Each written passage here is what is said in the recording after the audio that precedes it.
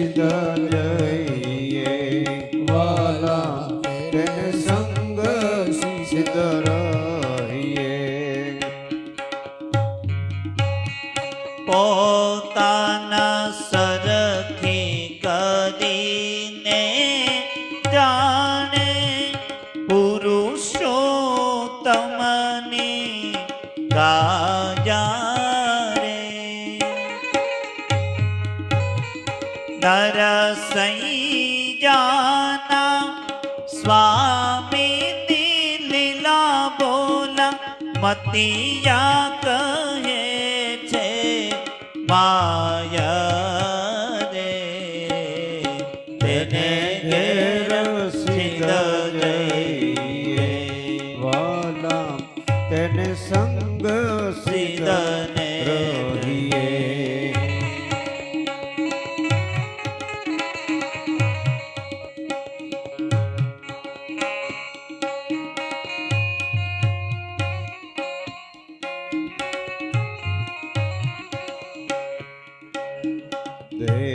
દેવહૂતિ પુનિતા સુકુમારી રામ જય રામ જય જય રામ. જો મુનિ કરદમ કે પ્રિય પ્યારે શ્રી રામ જય રામ જય જય રામ. દેવહૂતિ પુનિતા સુકુમારી જો મુનિ કરદમ કે પ્રિય પ્યારે જો મુનિ કરદમ કે પ્રિય પ્યારી આદિ દેવ પ્રભુ દીના દયાળ આદિ દેવ પ્રભુ દીના દયાળ જઠરે ધરેવું જઠર ધરેવું જે કપિલ કૃપાલ જઠર ધરેવું જે કપિલ કૃપાલો દેવહૂતિ પુનિતા સુકુમારી જો મુનિ કરદમ કે પ્રિય પ્યારે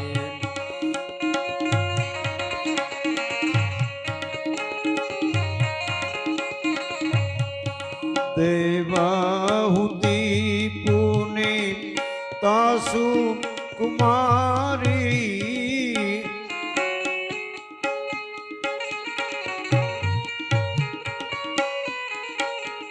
જો મુનિ કરદમ કે પ્રિય પ્યારે જો મુનિ કરદમ કે પ્રિય પ્યારે આદિ દેવ પ્રભુ દીના દયાળ આદિ દેવ પ્રભુ દીના દયાળ જઠર ધરેવું જે કપિલ કૃપાલ જઠર ધરેવું જે કપિલ કૃપાલો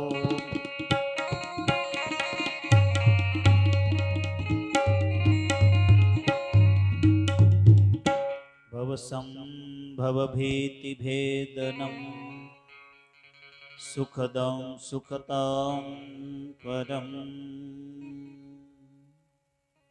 परम पूज्य पाद श्री सुखदेव जी महाराज की जय. श्री भागवत भगवान की जय.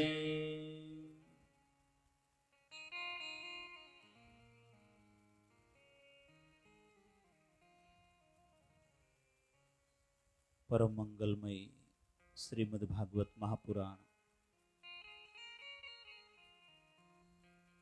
वैष्णव संतों का परम धन એટલે श्रीमद् भागवत।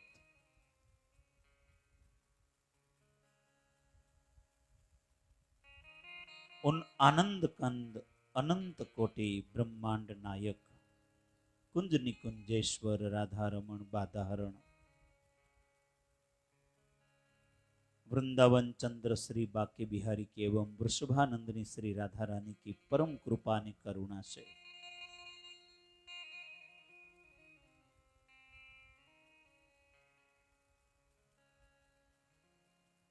इस पवित्र मां नर्मदाना किनारे श्री कष्टभंजन देव श्री स्वामीनारायण मंदिर एना प्रांगण में श्री पवित्र श्रावण मास निमित्ते योजाયેલી श्री कृष्ण कथामृतम में आजना यजमान मुख्य यजमान अक्षर निवासी तुलसीदास भाई रामजी भाई पटेल हस्ते मुकेश भाई मारुति ग्रुप त्रिपुर अक्षर निवासी गगजी भाई कांजी भाई जादवाणी वल्लभीपुर हस्ते डाये भाई गगजी भाई जादवाणी अक्षर निवासी जयप्रकाश भाई बेचर भाई राजपाड़ी हस्ते एमनी सुपुत्री निमिषाबेन तथा अपेक्षाबेन पटेल राजपाड़ी आजना कथाना मुख्य सह यजमान छे कथाना 11मा दिवसना महापूजा ठाकुरजीना थाळ बपोर पछीनी जे कथा आपणी थाई छे एना सह यजमान अक्षर निवासी जयेश भाई कनुभाई पटेल अक्षर निवासी कनुभाई भैलाल भाई पटेल अक्षर निवासी मधुबेन कनुभाई पटेल अक्षर निवासी हीराबेन भईजी भाई पटेल गाम राजपाड़ी तथा बीजा एक सह यजमान छे इंदोरना श्री भावनाबेन गोपाल भाई पटेल इंदोर एमपी हस्ते रमेश भाई गोविंद भाई पटेल तेमज सारोई परिवार आओ श्रीमद् भागवतना त्रीजा स्कंदनी अंदर काले आपणे वरानारायणनी कथाने बहु भावथी अने खूब आनंदथी आपणे एमने सांभळी हती। आजनी कथा पण एवी ज छे। गृहस्थना जीवनमां जरूरियातवाળી આજના દિવસોમાં આજના સમયમાં જે કથાની ખાસ જરૂર છે એવી આ કથા છે। તૃતીય સ્કંદમાં બે પ્રકરણ આવે છે જેમાં પૂર્વ મીમાંસા પ્રકરણ અને ઉત્તર મીમાંસા પ્રકરણ। પૂર્વ મીમાંસા પ્રકરણમાં વરાનારાયણની કથા કરી હતી। એક પ્રકરણ પૂરું થયું અને तृतीय स्कंदનું હવે બીજું પ્રકરણ શરૂ થાય છે। બીજા પ્રકરણમાં કપિલ મહામુનિની કથા છે જેમાં ગૌસ્વામી કીધું હતું દેવહૂતિ પુનિતા સુકુમારી જો મુનિ કરદમ કે પ્રિય નારી। મનુ મહારાજના બે બાળકો અને 3 કન્યાઓ થઈ। प्रियव्रत અને ઉત્તાનપાદ બે બાળકો થયા અને આકૃતિ દેવહૂતિ પ્રસૂતિ 3 કન્યાઓ થઈ। આકૃતિનું લગ્ન રુચિ સાથે અને પ્રસૂતિનું લગ્ન દક્ષ પ્રજાપતિ સાથે થયું। દેવહૂતિનું લગ્ન કરદમ ઋષિ સાથે થયું। કરદમ ઋષિના ઘેર કપિલ નારાયણ ભગવાન પોતે પ્રગટ થયા। બહુ કથા સુંદર છે। કપિલ મહામુનિએ માતા દેવહૂતિને તત્વજ્ઞાનનો સુંદર ઉપદેશ કર્યો છે। વિદુરજીએ પ્રશ્ન કર્યો છે કે આ કપિલ નારાયણની કથા સાંભળવાની મને ઈચ્છા છે। કપિલ મહામુનિનું પ્રાગટ્ય કેવી રીતે થયું, એમણે માતાજીને શો ઉપદેશ કર્યો, આ બધું સાંભળવાની મારી ઈચ્છા છે। સુખદેવજી મહારાજ પરીક્ષિત રાજાને मैत्रेय स्वामी विदुरजीना कथा संभळावे छे। बे जग्याए कथा चाले छे। एक सुखदेवजी महाराज गंगा किनारे अने मैत्रेय स्वामी विदुरजीने पोताना आश्रममां कथा संभळावी रह्या छे। अने आपणे बधा नर्मदा किनारे दिव्य नर्मदानो पवित्र किनारे सांभळी रह्या छे। दक्षिण तटे સરસ્વતી નદીના કિનારે કરદમ ઋષિ આદિનારાયણ પરમાત્માનું સ્મરણ કરે છે.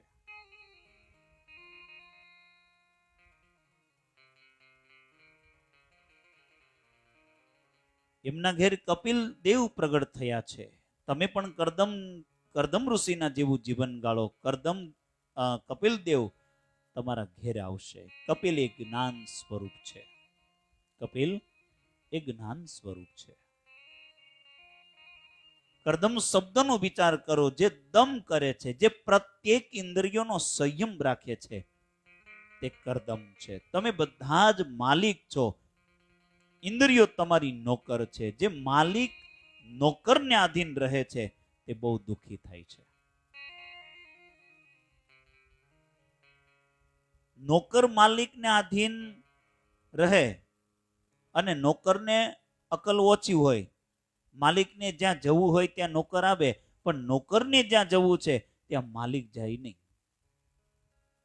તમારે જવું છે શ્રી કૃષ્ણના ચરણમાં. તમારી આંખ શ્રી કૃષ્ણ ભગવાનના ચરણમાં હોજો.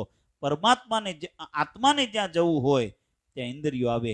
ઇન્દ્રિયોને જ્યાં જવું છે ત્યાં આત્મા જાય નહીં. ઇન્દ્રિયો નોકર છે, આત્મા માલિક છે. પ્રત્યેક ઇન્દ્રિયોનો સંયમ રાખો. સંપત્તિથી થોડું સુખ મળે, પણ સંયમથી બહુ સુખ મળે છે. ભગવાન શ્રી શંકરાચાર્ય સ્વામી પૂછ્યું છે, મહારાજ આ જગતમાં શત્રુ કોણ છે? ત્યારે મહારાજે કહ્યું, શત્રુભ નિજેન્દ્રિયાણી. પોતાની ઇન્દ્રિયો એ જ શત્રુ છે. પ્રશ્ન કર્યો કે જગતમાં મિત્ર કોણ? તો શંકરાચાર્ય મહારાજે કહ્યું કે પોતાની ઇન્દ્રિયો એ જ મિત્ર છે. ઇન્દ્રિયો તમારે આધીન હશે તો મિત્ર છે. તમે ઇન્દ્રિયોને આધીન રહેશો તો ઇન્દ્રિયો શત્રુ છે.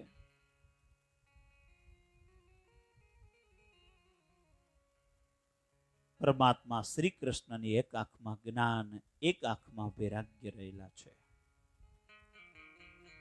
ભગવાન જેને પ્રેમથી જુએ છે તેની બુદ્ધિમાં જ્ઞાન સ્ફુરણ પામે છે. ભગવાનનું સ્વરૂપ ઘરમાં પધરાવો. લાલાને સુંદર શૃંગાર કરો. શ્રી કૃષ્ણમાં આંખને સ્થિર કરી પ્રભુની આંખમાં આંખ મેળવી પ્રભુના નામનો જપ કરો. ભગવાનને કહેજો મને નજર આપો. ભગવાન જેને નજર આપે છે ને તેની બુદ્ધિમાં જ્ઞાન સ્ફુરણ પામે છે. પરમાત્માની આંખ એ જીવનું આકર્ષણ કરવા માટે છે. અગર ખુદા કે નજર તુમકો તો સબ सूरत खुदा की है. अगर खुदा के नजर तुमको तो सब सूरत खुदा की है. સંસારના વિષયો માનવને અનેક વાર રડાવે છે, ત્રાસ આપે, છતાં તે વિષયો મીઠા જ લાગે છે. સંસારના વિષયોમાં માયા એવું આકર્ષણ રાખ્યું છે કે વિષયો દુઃખ આપે છતાં એ છોડવાની ઈચ્છા થતી જ નથી. માનવ તેનો મોહ છોડી શકતો નથી. ભગવાન જેને નજર આપે છે તેની બુદ્ધિમાં વૈરાગ્ય જાગે છે, જ્ઞાન સ્ફુરણ પામે છે. જ્ઞાન એ પરમાત્માનું સ્વરૂપ છે. આત્મા એ જ્ઞાન છે, જ્ઞાન સ્વરૂપ છે. આ જગતમાં કોઈ મૂર્ખ નથી, બધા જ જ્ઞાની છે. જીવ ઈશ્વરનો અંશ છે, તે અજ્ઞાની થઈ શકે નહીં. આકાશમાં વાદળ આવે તો સૂર્ય દેખાતો નથી. જ્ઞાનરૂપી સૂર્ય તમારા હૃદયમાં છે, પણ જ્ઞાનનો અજ્ઞાનથી ઢકાયેલું છે અને તેથી જ્ઞાનનો અનુભવ થતો નથી.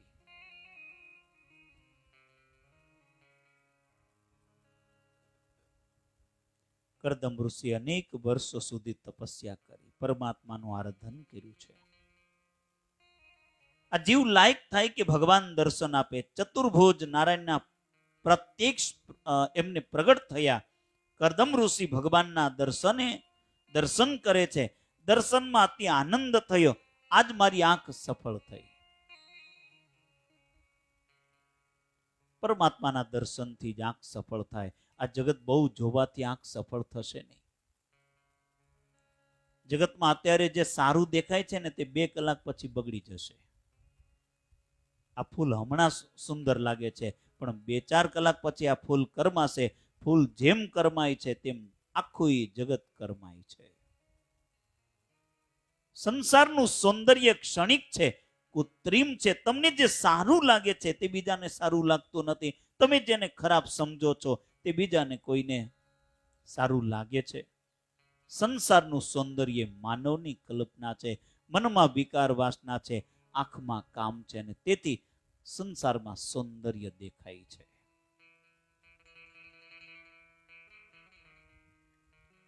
જગતમાં જોવાથી આંખ ચંચળ થાય, મન ચંચળ થાય.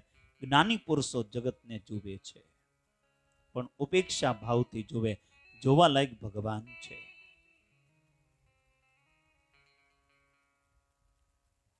કરદમ ઋષિ નારાયણના દર્શન કરે છે અને પરમાત્મા પ્રેમથી કરદમ ઋષિને જોવે છે, અને કરદમ ઋષિના શરીરમાં હાડકાઓ જ રહ્યા છે. બહુ દુઃખ સહન કર્યું છે, બહુ તપસ્યા કરી, શરીર અતિ દુર્બળ દેખાય છે, અને દુર્બળ શરીરને જોતા ભગવાનની આંખમાં આંસુ આવી ગયા. કેટલું મોટું તપ કર્યું હશે.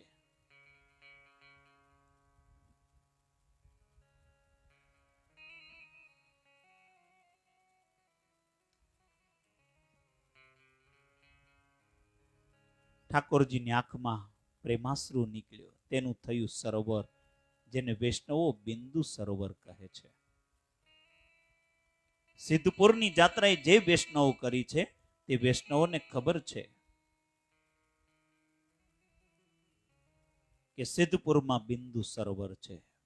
સિદ્ધપુર ગયા છો ક્યારે? સિદ્ધપુર જાજો. આપણા ગુજરાતનું આ ગામ છે, મહેસાણાની બાજુમાં. ત્યાં બિંદુ સરોવર છે. કચ્છ પ્રાંતમાં નારાયણ સરોવર છે, અને નારાયણ સરોવરની કથા આગળ આવશે. દક્ષિણ ભારતમાં ઋષ્યમુખ પર્વત પાસે સબરીમાનો આશ્રમ છે, અને સબરીમાના આશ્રમમાં એ આશ્રમની પાસે પંપા સરોવર છે. શ્રી રામચંદ્રજી ત્યાં પધાર્યા છે. મોટા મોટા ઋષિઓ રામજીને આમંત્રણ આપે, મારા આશ્રમમાં પધારો, અમારા આશ્રમમાં પધારો. શ્રી રામ બધાને પૂછે છે કે સબરીમાનો આશ્રમ ક્યાં છે. સબરીજીના ઘેરે જવું છે. આખું જીવન સબરીમાએ રામને શોધતા હતા. પરમાત્મા કહે છે, જે મને શોધે છે, એક દિવસ એને શોધતો શોધતો હું એને ઘેરે આવું છું.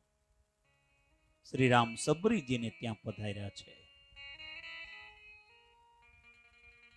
ઉત્તર ભારતમાં હિમાલયમાં માન સરોવર છે. જીવ શિવનું ત્યાં મિલન થાય છે.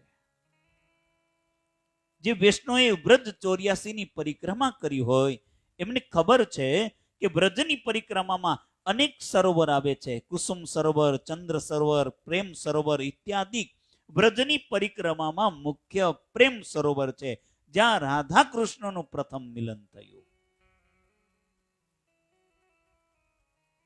શ્રી રાધાજી 3 વર્ષના હતા અને કનૈયો 5 વર્ષનો હતો. શ્રી કૃષ્ણ ગોવાળ મિત્રો સાથે સંતા કોકડીની રમત રમતા હતા, અને નિકુંજમાં શ્રી કૃષ્ણ પોતે સતાયા છે.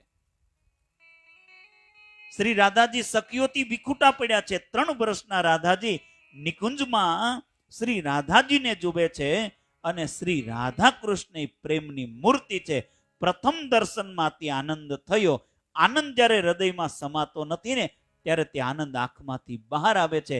બંને આંખમાંથી પ્રેમાશ્રુ નીકળ્યા, અને તેનું થયું સરોવર. તેને વૈષ્ણવો કહે છે આ પ્રેમ સરોવર છે. આપણા ભારતમાં 5 સરોવર મુખ્ય છે. આ બિંદુ સરોવરની કથા ચાલે છે.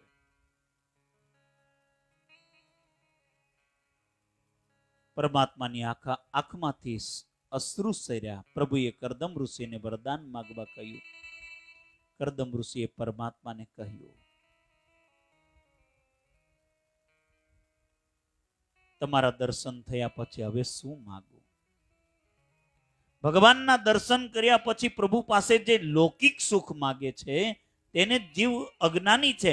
જેને પરમાત્માના સ્વરૂપનું જ્ઞાન છે, જેને ભગવાનના સ્વભાવનો ખ્યાલ છે, તે પરમાત્મા પાસે લૌકિક સુખ માંગતો જ નથી. લૌકિક સુખ તો પશુ પક્ષીઓને પણ મળે છે. હું આ બોલું છું, પણ શું કરું છું? મારા પિતાની મને આજ્ઞા છે કે તું લગ્ન કર. લગ્ન કરવાની ઈચ્છાથી મેં આ તપસ્યા કરી છે. મારે લગ્ન કરવું છે, પણ મારા મનમાં એવી ભાવના છે કે ઘરમાં જ સત્સંગ મળે. હું સ્ત્રીનો સંગ માંગતો નથી, હું ઘરમાં સત્સંગ માંગુ છું. હું કામ પત્ની માંગતો નથી, હું ધર્મ પત્ની માંગુ છું. આપણા ઋષિઓ સ્ત્રીને ધર્મનું સાધન માને છે. સ્ત્રી એ ભક્તિનું સાધન છે, ભોગનું સાધન નથી. ભક્તો, સ્ત્રી એ ધર્મ પત્ની છે. કન્યાદાનનો જ્યારે સંકલ્પ થાય ને ત્યારે કન્યાનો પિતા જમાઈરાજને સાવધાન કરીને કહે, આ મારી કન્યા તારી ધર્મ પત્ની છે. સ્વેચ્છાચારી અને વિલાસી જીવન ગાળવા માટે નથી મારી આ કન્યા હું તને આપતો. ધર્મનું પાલન કરવા માટે મારી કન્યા તને આપું છું. કન્યાદાન મહાન પુણ્ય છે. સુવર્ણનું દાન, ચાંદીનું દાન એ તો જડ વસ્તુનું દાન છે. કન્યાદાન એ મહાન દાન છે. પતિ પત્નીનો પવિત્ર સંબંધ પરમાત્મા માટે છે. ધર્મ માટે છે. કરદમ ઋષિ પરમાત્મા પાસે માગે છે, આપ એવી કૃપા કરો કે મારો વિવાહ કોઈ ધર્મ કન્યા સાથે થાય. કદાચ મારા મનમાં પાપ આવે ને તો પત્ની મને સમજાવીને પાપ કરતા મને અટકાવે, મને પ્રભુના માર્ગમાં વાળે, મને પ્રભુ પ્રત્યે રોકી રાખે, ભક્તિમાં મને સાથ આપે. પ્રભુએ સ્મિત હાસ્ય કર્યું અને કહ્યું કે પરમ દિવસે મનુ મહારાજ કન્યા લઈને આવશે. મારા ભક્તોના મનમાં કોઈ સંકલ્પ જાગે ને તેની મને ખબર પડી જાય છે. મેં બધી જ તૈયારીઓ કરી રાખી છે. ભક્તોના હૃદયમાં ભગવાન બિરાજેલા હોય છે. ભક્તોના મનમાં કોઈ લૌકિક કોઈ સંકલ્પ જાગે તો ભગવાનને તરત જ ખબર પડી જાય છે, આવું કંઈક માગશે. ભગવાને કહ્યું, કન્યા અતિ સુંદર છે, બહુ સુશીલ છે. કન્યા સાથે તમે લગ્ન કરો, તમારો ગૃહસ્થાશ્રમ જગતને આદર્શ રૂપ થશે. તમારા ઘેર હું પુત્ર રૂપે પ્રગટ થઈશ. માટે જગતને ઉપદેશ કરવો છે, મારે જગતને ઉપદેશ કરવો છે. પ્રભુએ કરદમ ઋષિને વરદાન આપ્યું. ભગવાન પોતે અંતર ધ્યાન થયા. આ બાજુ મનુ મહારાજને કન્યાની ચિંતા થઈ, મારે એનું લગ્ન કરવું છે. હવે એ મોટી થઈ છે. મનુ મહારાજ ચિંતામાં બેઠા હતા અને ત્યાં દેવર્ષિ નારદજી ત્યાં આવ્યા. કુશળ સમાચાર પૂછે છે. આજે તમે ઉદાસ લાગો છો, ચિંતામાં બેઠા છો. મનુ મહારાજ બોલ્યા છે, ગૃહસ્થાશ્રમ એ ચિંતાનું ઘર છે. ગૃહસ્થને પ્રભુમાં વિશ્વાસ ન હોય ને તો ગૃહસ્થનું ઘણું ખરું જીવન ચિંતામાં જ પૂરું થાય. ગૃહસ્થાશ્રમમાં સંપત્તિની ચિંતા, સંતાનની ચિંતા બહુ હોય છે. જે મળ્યું છે તે સાચવવાની ચિંતા છે, વધારે ભેગું કરવાની ચિંતા છે. છોકરાઓની બહુ ચિંતા થાય છે. છોકરો પરીક્ષામાં નાપાસ થાય તો માતા પિતાને ચિંતા થાય છે. પરીક્ષામાં પાસ થાય તો પછી તેને સારી નોકરી મળે તેની ચિંતા થાય છે. સારી નોકરી મળ્યા પછી 2 હાથના 4 હાથ થાય તે માટે ચિંતા થાય. 4 હાથના પછી 6 હાથ થાય, એને બાબો આવે એની પણ ચિંતા મા બાપને થાય છે. ગૃહસ્થાશ્રમમાં ઘણું ખરું જીવન ચિંતામાં જ પૂરું થાય છે. મને કન્યાની બહુ ચિંતા થાય છે. મને કન્યાને સારું ઘર મળે, તે સુખી થાય. કન્યા મોટી થઈ છે, મારે એનું લગ્ન કરવું છે. નારદજીએ દેવહૂતિના હાથની રેખાઓ જોઈ છે. તે રેખાઓને જોતા નારદજીને ખાતરી થઈ છે કે આ રાજાની કન્યા છે, પણ એનો યોગ એવો છે કે કોઈ એ રાજાની રાણી નહીં થાય, આ મહાન ઋષિની પત્ની થશે. મનુ મહારાજ બોલ્યા છે, આપ કહો છો તે સાચું છે. એનો જન્મ રાજમહેલમાં થયો છે, પણ આ રાજમહેલનું વિલાસી જીવન એને જરાય ગમતું નથી. સવારે બહુ વહેલી ઉઠે, સ્નાન કરે, એને સાધુ જીવન બહુ ગમે છે. એની એવી ઈચ્છા છે કોઈ મહાન જ્ઞાની ભગવત ભક્ત પતિ મળે તો લગ્ન કરવું. જ્ઞાની હોય, ભગવત ભક્ત હોય, તે રાજકન્યા સાથે કેવી રીતે લગ્ન કરે? મને તેની ચિંતા થાય છે. નારદજી વિચાર કરીને કહ્યું છે, આ કન્યા માટે લાયક વર તો કરદમ ઋષિ છે. એ મહાન જ્ઞાની છે, યોગી છે, ભગવત ભક્ત છે. આ કન્યા તમે કરદમ ઋષિને અર્પણ કરો. મનુ મહારાજ બોલ્યા છે, મેં કરદમ ઋષિના વખાણ તો બહુ સાંભળ્યા છે, પણ કરદમ ઋષિ મહાન યોગી છે, જ્ઞાની છે, તે આ રાજકન્યા સાથે લગ્ન કરશે? નારદજીએ કહ્યું કરશે, તેમને લગ્ન કરવાની ઈચ્છા થઈ છે. મનુ મહારાજ શતરૂપા રાણી અને દેવહૂતિ કન્યા સાથે રથમાં બેસી કરદમ ઋષિના આશ્રમમાં આવે છે. કરદમ ઋષિનો આશ્રમ અતિ દિવ્ય છે. ગાયોના છાણનું લીપણ થયું છે, સાત્વિક શોભા છે, સુંદર વૃક્ષો છે.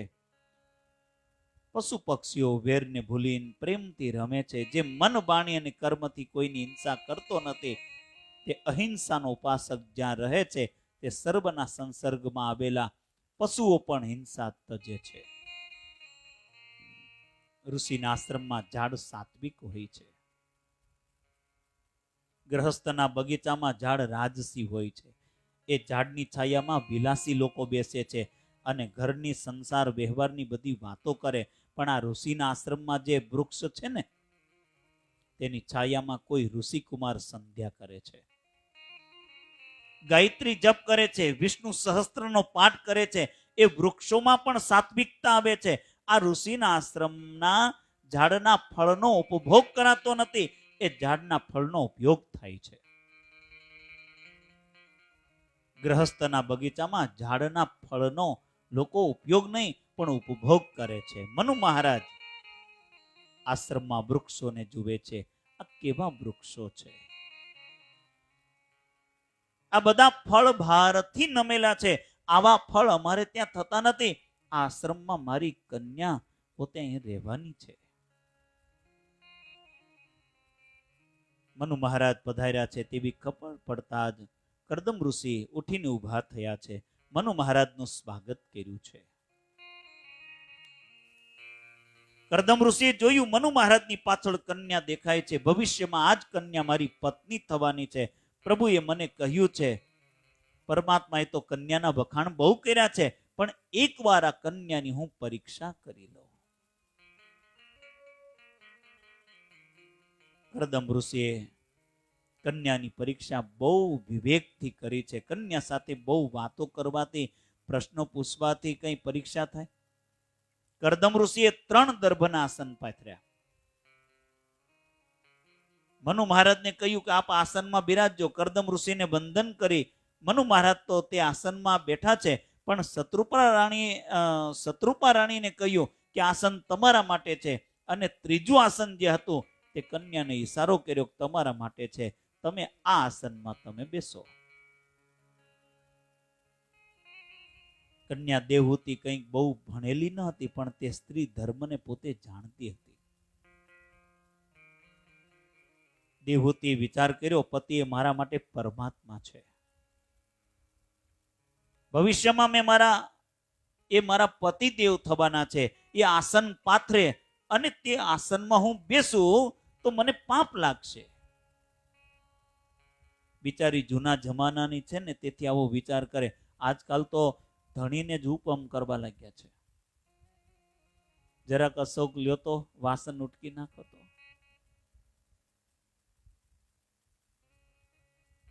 જે સ્ત્રીને પતિમાં પરમાત્મા દેખાતા નથી, તે સ્ત્રીને કોઈ મંદિરમાં કે મૂર્તિમાં પરમાત્માના દર્શન થતા નથી. જેને ભક્તિ ફળશે નહીં, એની ભક્તિ ફળશે નહીં. દેહૂતિ વિચાર કરે છે, પણ ન બેસો તો તેમને ખોટું લાગશે કે મેં આસન આપ્યું હતું પણ કન્યાએ તે આસનનો સ્વીકાર કર્યો નહીં. આસનમાં બેસું તો મને પાપ લાગે, ન બેસો તો એમનું અપમાન થાય, પણ એ પણ યોગ્ય નથી. હવે હું શું કરું? કન્યા ચતુર છે. કન્યા યુક્તિ કરી. જમણો હાથ તે આસનમાં રાખ્યો, ધરતીમાં બેસે છે. આપે જે આસન આપ્યું છે ને તેનો મેં સ્વીકાર કર્યો છે. હું તો તમારી દાસી છું, તમે મારા ભગવાન છો. તમે આસન પાથરો અને આસનમાં હું કેવી રીતે બેસું? હું તો ધરતીમાં બેસીશ. કરદમ ઋષિએ જોયું, એમને થયું કે પરીક્ષામાં પાસ છે, વાંધો નહીં આવે. મનુ મહારાજને કુશળ સમાચાર પૂછ્યા છે. મનુ મહારાજે કહ્યું છે કે તમારા આશીર્વાદથી બધું જ કુશળ છે. ખાસ એક કામ માટે હું આવ્યો છું. આ કન્યા દાન કરવાની મારી ઈચ્છા છે. આપ કન્યા દાનનો સ્વીકાર કરો. સાચા સંતો હૃદયના બહુ સરળ હોય છે. હું ભક્તો, કથાને ધ્યાનપૂર્વક સાંભળજો. સંતો જાણે છે કે કપટ કરવાથી બહુ નુકસાન થાય. જે કપટ કરે તેને શાંતિ મળતી નથી.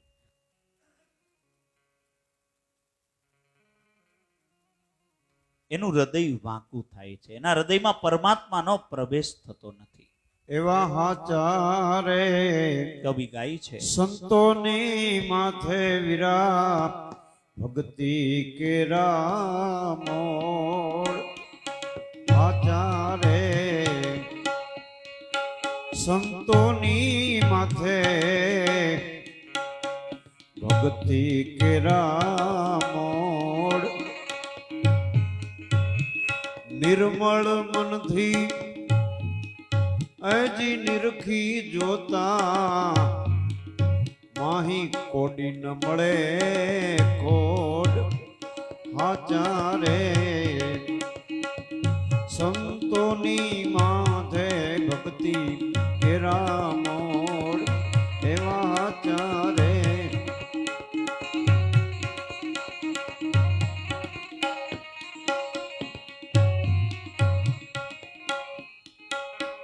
દગો પ્રપંચ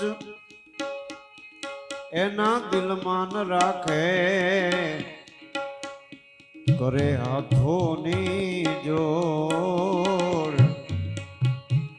નિર્મળ મનથી અજી નિરખી જોતા કોડી ન મળે ખોડ. એવા હાચારે સંતોની માથે ભક્તિ કેરા મોડ. એવા હાચારે એવા હાચારે એવા હાચારે સંતો.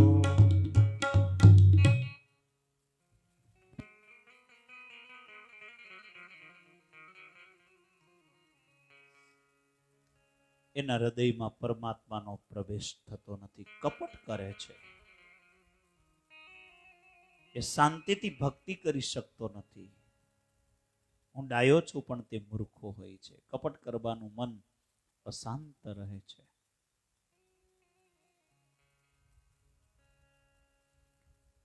કપટ શા માટે કરો છો? કપટ કરવાથી કદાચ થોડો લાભ થશે પણ નુકસાન બહુ થશે. જેના વ્યવહારમાં છળ કપટ દેખાય તે વ્યાખ્યાન ભલે બહુ સુંદર કરે પણ માનજો એ ઈશ્વરથી બહુ દૂર છે. જેને પરમાત્માનો થોડો પણ અનુભવ થયો છે તે જરા પણ કપટ કરતો નથી. એનો વ્યવહાર બહુ શુદ્ધ હોય છે. કરદમ ઋષિ મહાયોગી છે, જ્ઞાની છે, સાચું બોલ્યા છે. જે મનમાં છે તે કહ્યું છે. મને લગ્ન કરવાની ઈચ્છા છે પણ મારે સાવધાન થઈને લગ્ન કરવું છે. સાવધાન થઈને લગ્ન કરે તે બહુ સુખી થાય ભક્તો. એનો ગૃહસ્થાશ્રમ દિવ્ય બને છે. લગ્ન કરવું એ પુણ્ય છે પણ ગાફલ થઈને લગ્ન કરે તો પાપ થાય છે સાહેબ. લગ્નનું રહસ્ય શું છે તે બરાબર લક્ષમાં લઈને લગ્ન કરવાનું, સાવધાન થઈને લગ્ન કરવાનું. તેથી તો લગ્ન સમય બ્રાહ્મણ બોલે છે, શુભ લગ્ને સાવધાન. જાણે છે કે ભાઈ હવે કઈ સાવધાન રહેવાના નથી, હવે ગાફલ થવાના છે. તેને ચેતવે છે, સાવધાન કરે છે. કરદમ ઋષિ કહે છે કે મારે લગ્ન કરવું છે, પણ સાવધાન થઈને કરવું છે. મારે કામનો વિનાશ કરવો છે. લગ્ન વિલાસ માટે નથી, લગ્ન કામનો વિનાશ કરવા માટે છે. દેવ, બ્રાહ્મણ, અગ્નિ આ ત્રણેયની સાક્ષીમાં જે લગ્ન સ્ત્રી સાથે પુરુષ સાથે લગ્ન થયું હોય તે એક જ સ્ત્રીમાં એક જ પુરુષમાં કામ ભાવ રાખી ધર્મની મર્યાદામાં રહી કામ સુખ ભોગવે. કામ ત્યાગ માટે લગ્ન છે, નિષ્કામ થવા માટે લગ્ન છે. મારે પરમાત્માને મળવું છે. શ્રી કૃષ્ણ મિલનમાં કામ વિઘ્ન કરે છે. આપણા ભારતમાં ધર્મને માટે લગ્ન થાય છે, પરદેશના લોકો ભોગ માટે લગ્ન કરે છે. એકલો પુરુષ કે એકલી સ્ત્રી ધર્મનું બરાબર પાલન કરી શકતા નથી. પુરુષને સ્ત્રીની જરૂર છે, સ્ત્રીને પુરુષની જરૂર છે. આપણા શાસ્ત્રોમાં એવું લખ્યું છે, સ્ત્રી હૃદયમાં સ્નેહ વધારે હોય, સ્ત્રી હૃદયમાં તેથી સેવાની સમર્પણની ભાવના હોય છે, પણ સ્ત્રીમાં વિવેક ઓછો છે. સ્નેહ કરવા લાયક કોણ છે, કેટલું સમર્પણ કરવું જોઈએ એ પરીક્ષા પુરુષ પોતે કરી શકે છે.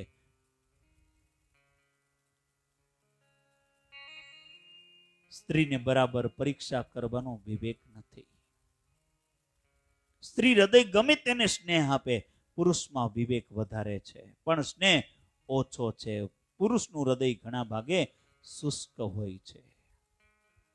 એને સમર્પણની સેવાની ભાવના જલ્દી થતી નથી. સ્નેહ અને વિવેક બે ભેગા થાય ત્યાં ભક્તિ પ્રગટ થાય. પતિ પત્નીનો પવિત્ર સંબંધ એ સંબંધ પરમાત્મા માટે છે. કરદમ ઋષિ કહે છે, મેં એવો નિશ્ચય કર્યો છે કે એક છોકરો થયા પછી પતિ પત્નીનો લૌકિક સંબંધ હું હવે નહીં રાખું. હજી લગ્ન નથી થયા. મારું લગ્ન એક સત્પુત્ર માટે છે. પછી હું સંન્યાસ લઈશ, આદિનારાયણ પરમાત્માનું ધ્યાન કરીશ. કદાચ સંન્યાસ ન લઉં અને ઘરમાં રહું તો એક ઘરમાં ભાઈ અને બહેન જેવી રીતે પવિત્ર જીવન ગાળે એવી રીતે અમે રહીશું. લગ્નની વાતો ચાલે છે અને કરદમ ઋષિ કહે છે, મારે સંન્યાસ લેવો છે. મનુ મહારાજને આશ્ચર્ય થયું છે. દેવહૂતિની સામું જોવે છે, બેટા તે સાંભળ્યું ને, સંસાર છોડીને સંન્યાસ લેવાના છે.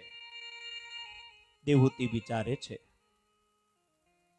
પત્ની છે નાવડી અને પતિ છે નાવિક. એકલી નાવડી અને નાવિક વિના સામે કિનારે જઈ શકે નહીં. નાવિક પણ નાવડી ન હોય તો સામે કિનારે જઈ શકે નહીં. નાવિકને નાવડીની અને નાવડીને નાવિકની જરૂર છે. મારા પતિ જે બોલે છે તે મને ગમે છે, પણ હું પણ સંન્યાસીના જેવું જ જીવન ગાળીશ. મારી એવી ઈચ્છા નથી કે મારા પતિ મારા આધીન રહે, મારામાં આસક્ત બને. એક સત્પુત્ર થયા પછી સંન્યાસ લેશે તે જ યોગ્ય છે. દેવહૂતિએ પૂર્ણ સંમતિ આપી છે. અને ગૌસ્વામી તુલસીદાસજી પોતે રામચરિત્ર માનસમાં એ ચોપાઈને ગાતા એમ કહે છે, બરબસ રાજ સુતહી તબ કીના. બરબસ રાજ સુતહી તબ દીના.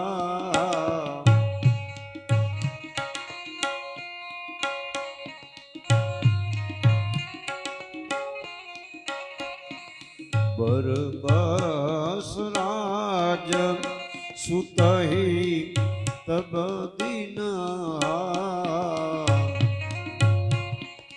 नारी समेत वनगमन कीना.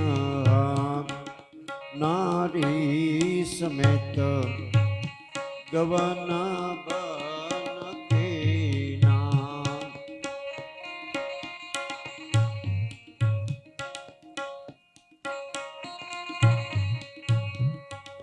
तीरथ बरने निस विख्याता.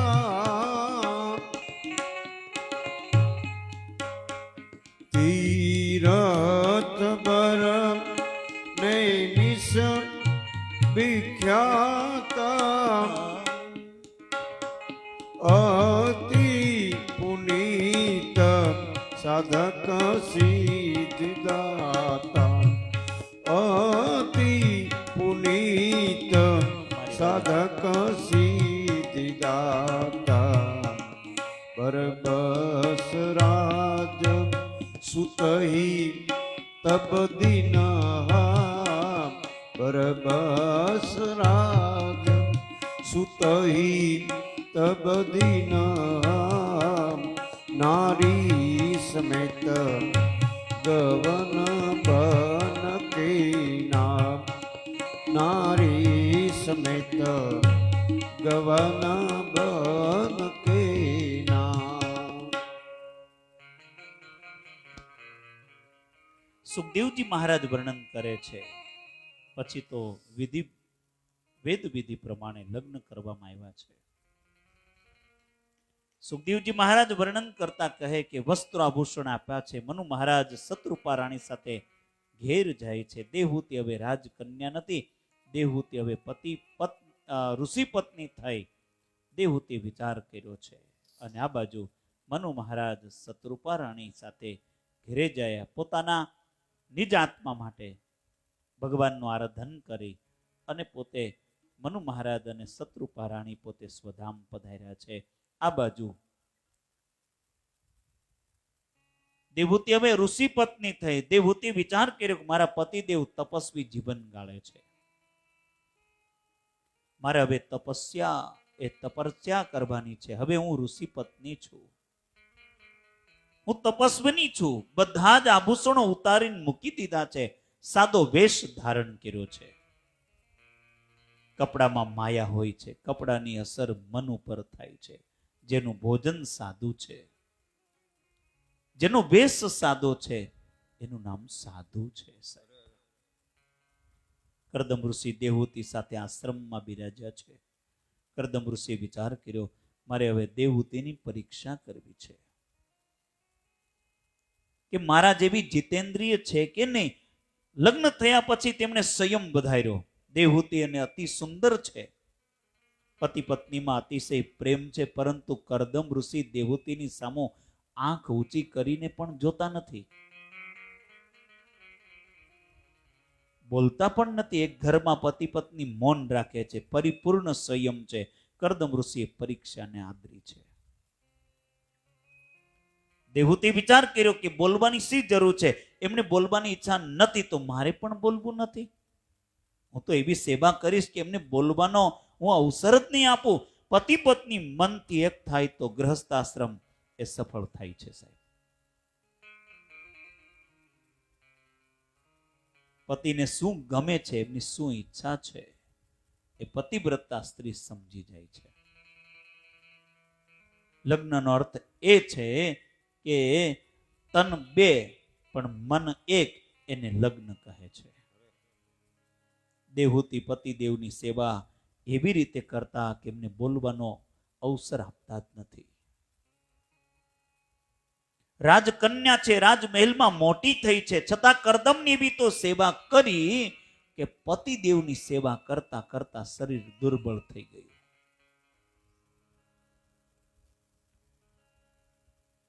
દેવહૂતિના શરીર ઉપર હવે હાડકાં જ દેખાય છે.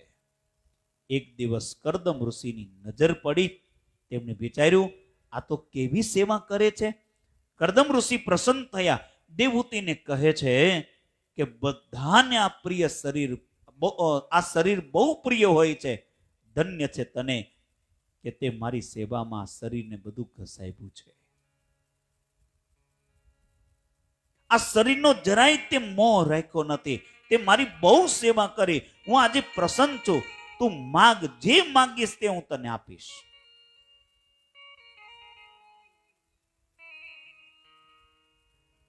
દેવહૂતિએ કહ્યું છે તમારા જેવા જ્ઞાની તપસ્વી ભગવત ભક્ત પતિ મળ્યા છે એટલે બધું જ મળી ગયું છે. મારે કંઈ માંગવું નથી. હું રોજ તુલસીની પૂજા કરું છું. શ્રી બાલકૃષ્ણલાલની સેવા કરી અને બાલકૃષ્ણલાલની સામે તુલસીજીને પધરાવી પરિક્રમા કરું છું અને માગું છું કે મારા પતિદેવનું આયુષ્ય વધે, મારા પતિદેવ આનંદમાં રહે, મારા પતિદેવની સેવા કરતા કરતા મારું શરીર પડે. મારી બીજી કોઈ ઈચ્છા નથી. પહેલી હું જાઉં અને પાછળથી તમે આવો. આ ઘરમાં તમે મને લઈ આવ્યા છો, આ ઘરમાંથી તમે મને બહાર કાઢો, ભગવાનના ધામમાં તમે મને પહોંચાડજો. દેવહૂતિ એવું બોલ્યા છે. સાંભળીને કરદમ ઋષિ બહુ રાજી થયા.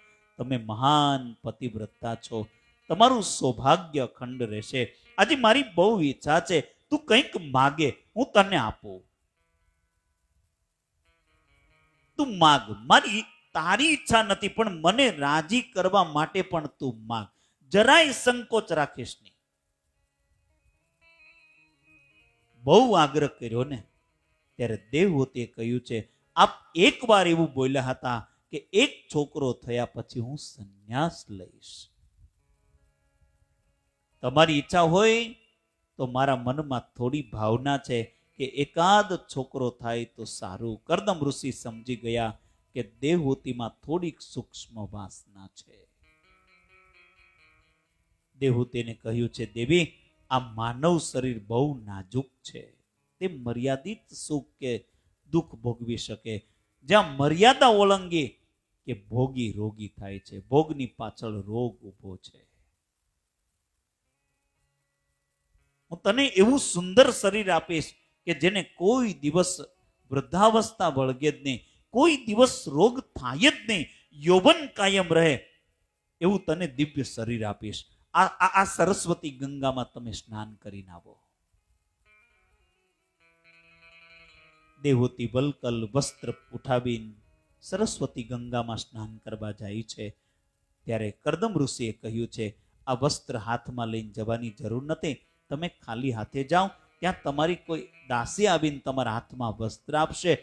દેવહૂતિ સ્નાન કરવા જાય છે. કરદમ ઋષિ હાથમાં જળ લીધું, 100 વર્ષની તપસ્યા કૃષ્ણ અર્પણ કરી. અનેક દાસીઓ પ્રગટ થઈ અને તે દાસીઓ દેવહૂતિને બંધન કરે છે, સોનાના પાટલી બેસાડે છે. દાસીઓ દેવહૂતિની માંગલિક સ્નાન કરાવે છે અને જ્યાં સ્નાન થયું કાયા બદલાય છે, અતિ સુંદર સ્વરૂપની પ્રાપ્તિ થઈ.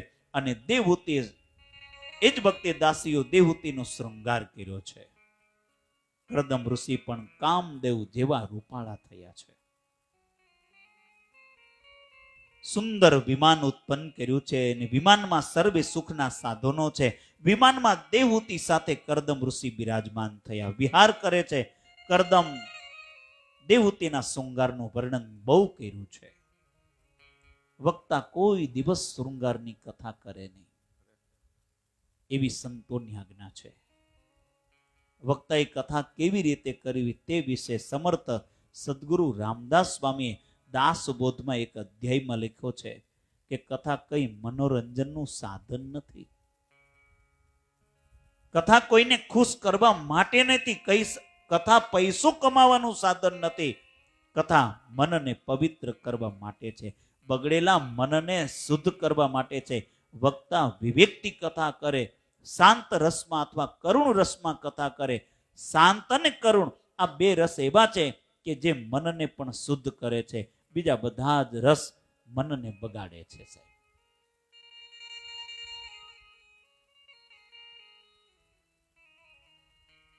શાંત અને કરુણા બે જ રસ મુખ્ય છે. કથામાં હાસ્ય રસ એ તુચ્છ છે અને અત્યારે લોકોને કથામાં હાસ્ય જ ગમે અને તમારામાંથી જ ગોતીને આપે તોય તમે પાછા તાળિયું પાડો. કથાનો વિષય ન બદલાવવો જોઈએ.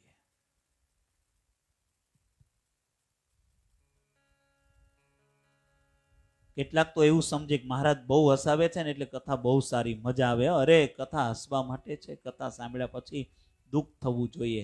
આજ સુધી મારું જીવન કેવું ગયું, મેં આજ સુધી પરમાત્માને માટે કાંઈ કર્યું નથી, કથા હસવા માટે નથી. આપણા શાસ્ત્રોમાં એવું લખ્યું છે કે જે માણસ બહુ હસે તેને મનને બગાડે છે, હાસ્ય રસ મનને બગાડનારો છે. જે માણસ બહુ હસે છે તે રડવાની તૈયારીમાં છે. બહુ છોકરાઓ હસતા એટલે આપણે નથી કહેતા રડવાનો વારો આવશે અત્યારે, એના જેવું છે. અતિ હસે તે સારું નથી.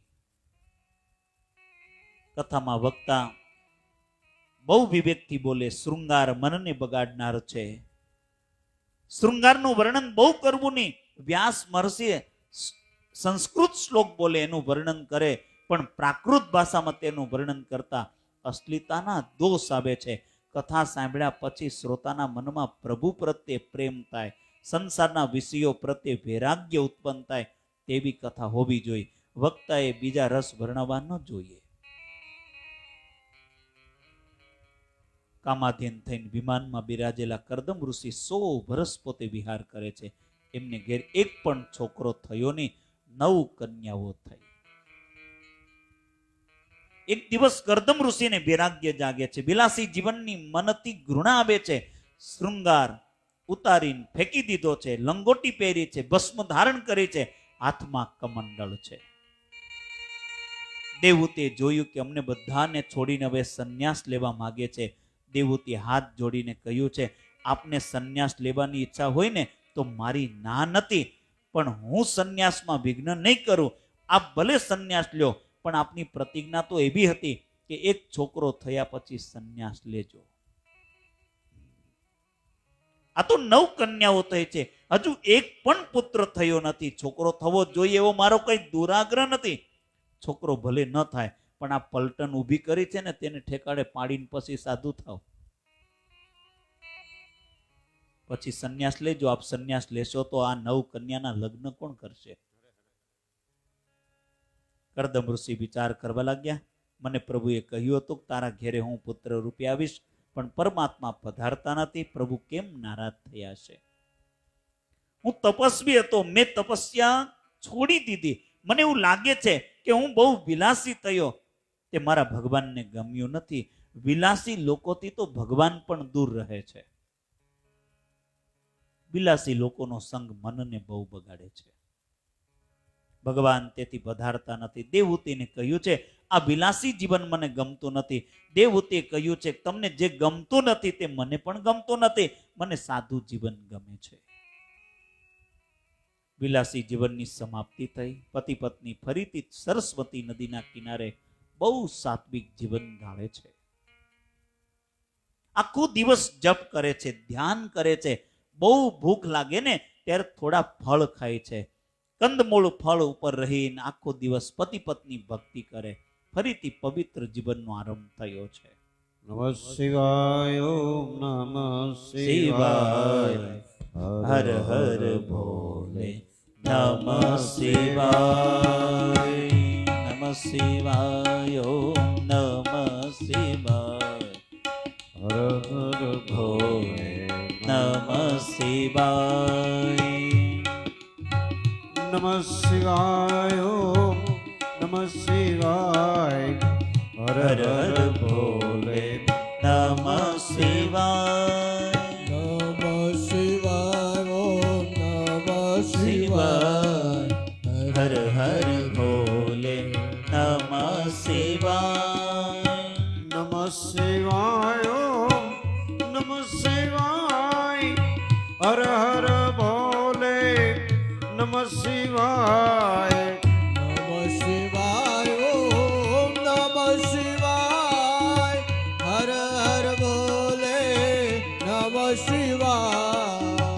નમઃ શિવાય ઓમ નમઃ શિવાય હર હર ભોલે નમઃ શિવાય નમઃ શિવાય ઓમ નમઃ શિવાય હર હર બોલે નમઃ શિવાય નમઃ શિવાય ઓમ નમઃ શિવાય હર હર ભોલે નમઃ શિવાય નમઃ શિવાય ઓમ નમઃ શિવાય હર હર ભોલે નમઃ શિવાય સોમેશ્વરાય શિવ સોમેશ્વરાય હર હર ભોલે નમઃ શિવાય સોમેશ્વરાય શિવ સોમેશ્વરાય હર હર ભોલે નમઃ શિવાય રામેશ્વરાય શિવ રામેશ્વરાય શિવાય ગંગાધરાય શિવ ગંગાધરાય હર હર ભોલે શિવાય ઓમ નમઃ શિવાય હર હર ભોલે નમઃ શિવાય નમઃ શિવાય ઓમ નમઃ શિવાય હર હર ભોલે નમઃ શિવાય ઓમ હર હર ભોલે નમઃ શિવાય. સુખદેવજી મહારાજ વર્ણન કરે છે પરીક્ષિત,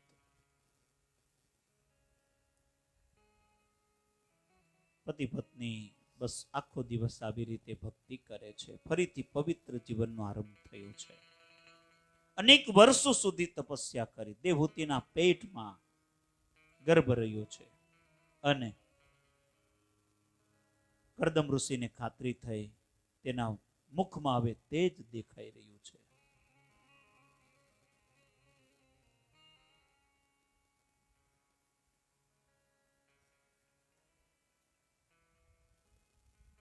સમય જતા હે રાજન, અનેક વર્ષો સુધી તપસ્યા કરી અને તેના મુખમાં હવે આવી તેજ દેખાય. મારા ઈષ્ટદેવ નારાયણ તેના પેટમાં આવ્યા છે મને લાગે છે. અનેક વાર ગર્ભ રહ્યો પણ આવું તેજ મેં જોયું નથી. દેવહૂતિના પેટમાં બિરાજેલા પરમાત્માની દેવો અને ગંધર્વો પોતે સ્તુતિ કરે છે. પરમાત્માના પ્રાગટ્યનો સમય થયો છે. આજે સાધુ સંન્યાસીઓ યોગીઓ આનંદ થયો, સંતો આજે બહુ રાજી થયા અને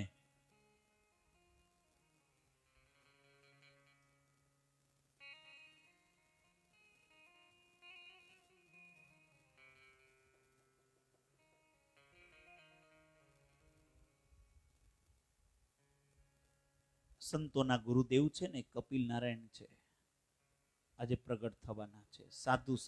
સાધુ સંતો મહાપુરુષો કપિલ દેવને ગુરુ માને છે. તમે કુંભ મેળામાં ગયા હશો. કુંભ મેળામાં હજારો સાધુઓ મહાત્મા હોય છે, નાગા બાવાઓ પણ આવે છે. નિરંજની અખાડો, નિર્વાણી અખાડો ઇત્યાદિ એક એક અખાડામાં હજારો સંતો મહાત્મા હોય છે. આ સંતોના અખાડામાં કપિલ દેવની પૂજાઓ થાય છે. પધારો બાપુ. પૂજ્ય બાપુ પધાર્યા છે એ નિમિત્તે 2 મિનિટ હરિનામ કરીએ. ઓમ નમો ભગવતે વાસુદેવાય. ઓમ નમો ભગવતે વાસુદેવાય વાસુદેવાય હરિ વાસુદેવાય વાસુદેવાય હરિ વાસુદેવાય વાસુદેવાય હરિ વાસુદેવાય વાસુદેવાય હરિ વાસુદેવાય ઓમ નમો ભગવતે વાસુદેવાય. ઓમ નમો ભગવતે વાસુદેવાય વાસુદેવાય હરિ વાસુદેવાય વાસુદેવાય હરિ વાસુદેવાય ઓમ નમો ભગવતે વાસુદેવાય. ઓમ નમો ભગવતી વાસુદેવાય ઓમ નમો ભગવતે વાસુદેવાય. ઓમ નમો ભગવતી વાસુદેવાય તો કપિલ દેવની પૂજા થાય છે. કપિલ દેવને સદગુરુ માને છે. પરમ પવિત્ર સમય પ્રાપ્ત થયો. કાર્તિક માસ કૃષ્ણ પક્ષ પંચમી તિથિ બુધવારે મધ્યાહન કાળમાં કપિલ નારાયણ ભગવાનનું પ્રાગટ્ય થયું. આવો જય જયકાર કરીએ. દેવો અને ગંધર્વોએ જય જયકાર કર્યા છે. બોલો કપિલ નારાયણ ભગવાન કી જય. કપિલ નારાયણના દર્શન માટે બ્રહ્માદિક દેવો પણ ત્યાં આવ્યા છે. પરમાનંદ થયો. બ્રહ્માજીએ કરદમ ઋષિને ધન્યવાદ આપ્યા છે. તમારો ગૃહસ્થાશ્રમ સફળ થયો છે. સમય જતા હે રાજન, આ બાળક કોઈ સાધારણ નથી. પરમાત્મા તમારા ઘેર પોતે પુત્ર રૂપે પોતે પ્રગટ થયા છે. આ બાળકના ચરણમાં કમળનું ચિહ્ન બરાબર દેખાય છે. આદિનારાયણ પરમાત્મા છે. આજે તમે જગતના પિતાના પણ પિતા થયા છો. આ બાળક માનો ઉદ્ધાર કરશે, માને તત્વજ્ઞાનનો ઉપદેશ કરશે. હવે તમારે સંન્યાસ લેવો હોય તો લઈ શકો છો. કરદમ ઋષિએ કહ્યું છે, પુત્રનો જન્મ તો થયો એનો આનંદ છે, પણ આ 9 કન્યાઓના લગ્નની મને ચિંતા છે. બ્રહ્માજીએ કહ્યું છે કે તમારા ઘેર ભગવાન બિરાજેલા છે, તારી ચિંતા તારા ભગવાનની છે. તમે જે દેવની પ્રેમથી પૂજા કરો છો ને, જે દેવના નામનો જપ કરો છો, તે દેવને તમારી બહુ ચિંતા છે. ચિંતા ન કરો, હું ભગવાનનો છું, ભગવાન મારા છે, એવો ભાવ રાખીને પરમાત્માના નામનો જપ કરો. બ્રહ્માજીએ કહ્યું છે કે તારા ઘેર પ્રભુ પધાર્યા છે, ચિંતા સાની કરે છે? તારે કન્યાઓ કેટલી છે? કરદમ ઋષિએ કહ્યું, મહારાજ મારે 9 કન્યાઓ છે. બ્રહ્માજીની સાથે 9 ઋષિઓ પધાર્યા હતા. તે બ્રહ્માજીએ કહ્યું કે આ 9 ઋષિઓ તારા 9 જમાઈઓ છે. આ વગર આમંત્રણે આવે છે.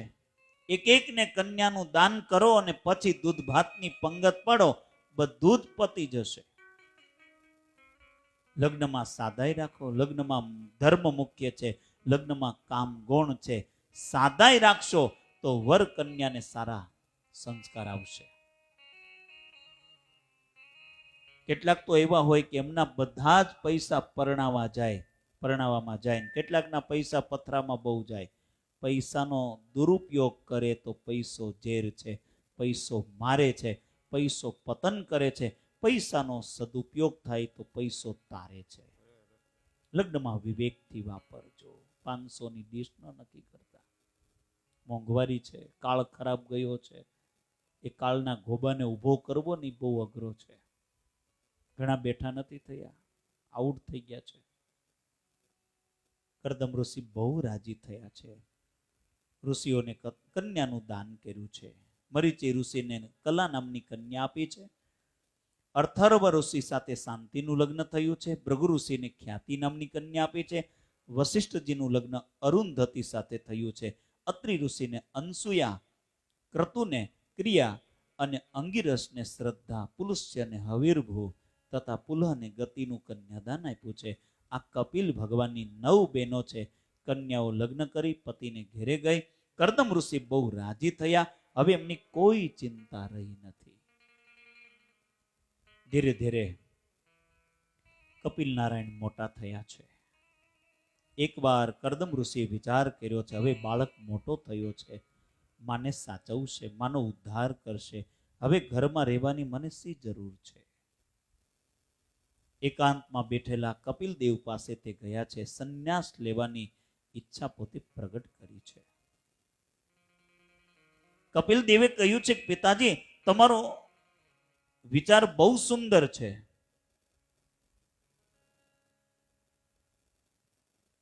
વિચાર બહુ સારો છે. બહુત ગઈ થોડી રહી પિતાજી, હું તમને શું ઉપદેશ કરું, પણ એટલું જ કહું છું કે પરોપકારની ભાનગણમાં વધારે પડવું નહીં. બહુ પરોપકાર કરવા જતા હું વધી જાય છે. મને કોઈ સ્વાર્થ નથી, હું તો લોકોને માટે બધું કરું છું, એવો ભાવ જાગે. પરોપકાર કરતા ભગવાન ભૂલાય તો પરોપકાર પણ પતન કરે છે. સંન્યાસ પણ વિધિપૂર્વક લેવાનો હોય. સંન્યાસીનો વિધિ બરાબર હોય થાય તો તે વિધિ જોનારને પણ વૈરાગ્ય જાગે. તેવો એ વિધિ છે. જે દિવસે સંન્યાસ લેવાનો હોય તે દિવસે ગંગાજીમાં 108 વાર સ્નાન કરવું પડે. બાપુ બરાબર છે? આપણે અહીં થયો તો વિધિ, બાપુના એક શિષ્ય બન્યા હતા. જે દિવસે સંન્યાસ લેવાનો હોય તે દિવસે ગંગાજીમાં આવી રીતે 108 વાર સ્નાન કરવાનું પડે. જેટલું સ્નાન કર્યા પછી પ્રાયશ્ચિત કરવું પડે. સ્નાન કરે ત્યારે શિખા, જનોઈ, લંગોટી બધું જ પાણીમાં છોડી અને નગ્ન બહાર આવવાનું હોય છે. તમારો અને એ બહાર આવવું પડે, બહાર કુટુંબના લોકો જે બેઠા હોય તે બધાને સાષ્ટાંગ પ્રણામ કરવાના. તમારો સંબંધ હવે પૂરો થયો. પત્ની હોય તો પત્નીમાં માતૃભાવ રાખવાનો, પતિ પત્નીનો સંબંધ ભૂલી જવાનો. આજથી તારો મારો સંબંધ બદલાય છે, તું માં છો, હું તારો દીકરો છું. અને તે સમયે પત્ની પતિના હાથમાં લંગોટી આપે છે, તમે નિર્વિકાર છો, તમને હવે કપડાની જરાય જરૂર નથી રહી, પણ લોક લજા માટે તમે આ લંગોટી પહેરો.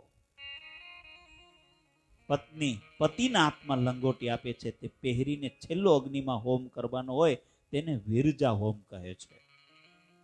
વેદોમાં વિરજા હોમનું વર્ણન આવે છે. દેવ બ્રાહ્મણ અગ્નિ આ ત્રણેયની સાક્ષીમાં સંસારના સર્વે સુખનો હોમ કરવાનો હોય છે. હવે કોઈ સુખ ભોગવવું નથી, હવે મારું જીવન પરમાત્માને માટે છે, પરમાત્માને માટે સર્વે સુખનો ન્યાસ એટલે ત્યાગ, એ જ સંન્યાસ. અને વૈરાગ્યથી જ સંન્યાસ દીપે છે. વૈરાગ્ય વિના જ્ઞાન ટકતું નથી. કપિલ દેવ કરદમ ઋષિને કહે છે, પિતાજી સંન્યાસ લીધા પછી ઘરનું સ્મરણ બહુ કરશો નહીં. સંન્યાસી ઘરનું સ્મરણ કરે તો એને પાપ લાગે છે. માનો વિચાર કરશો નહીં, માનો ઉદ્ધાર કરીશ, માને ઉપદેશ કરીશ, બધું ભૂલી જાઓ. ઓમકારનો સતત જપ કરવાનો, પરમાત્માનું સતત ધ્યાન કરવાનો. પિતાજી સાવધાન રહેજો. કરદમ ઋષિએ પછી તો નિશ્ચય કર્યો, વિધિપૂર્વક સંન્યાસ ગ્રહણ કર્યો.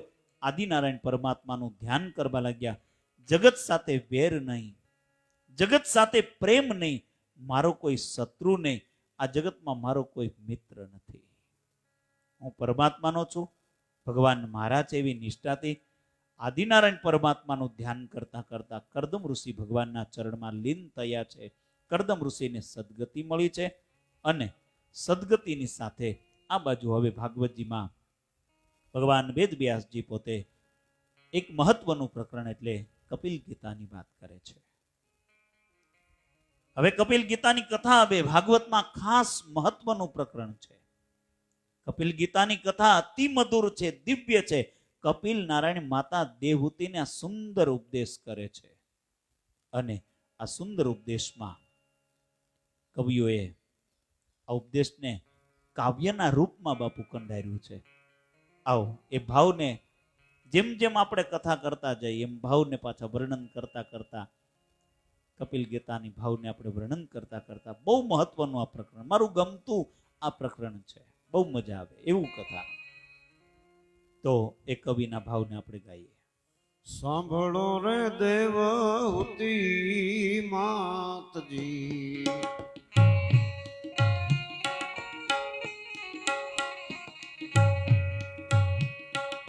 દેવહૂતિ માત કપિલ કહે ભાંગો મનની ભ્રાત. સાંભળો રે દેવહૂતિ માતજી,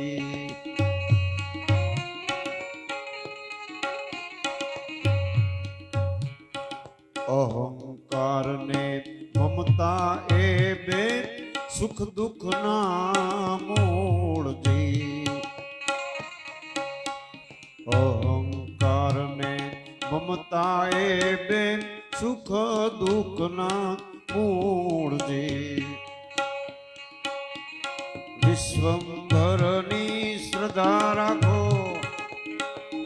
નહીતર જીવન થાશે ધૂળ.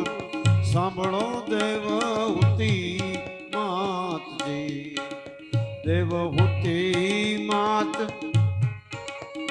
કપિલ કહે ભાંગો મનની ભ્રાત. સાંભળો દેવહૂતિ માતજી.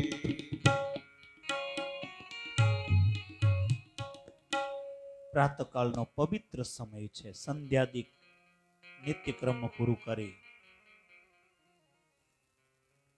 કપિલ નારાયણ દરભાસનમાં શાંતિથી પોતે બિરાજેલા છે. અને તે સમયે માતા દેવહૂતિને સ્મરણ થયું છે કે મારા કપિલ દેવનો જન્મ થયો ત્યારે બ્રહ્માજી પધાર્યા હતા અને કહ્યું હતું કે આ બાળક કોઈ સાધારણ નથી.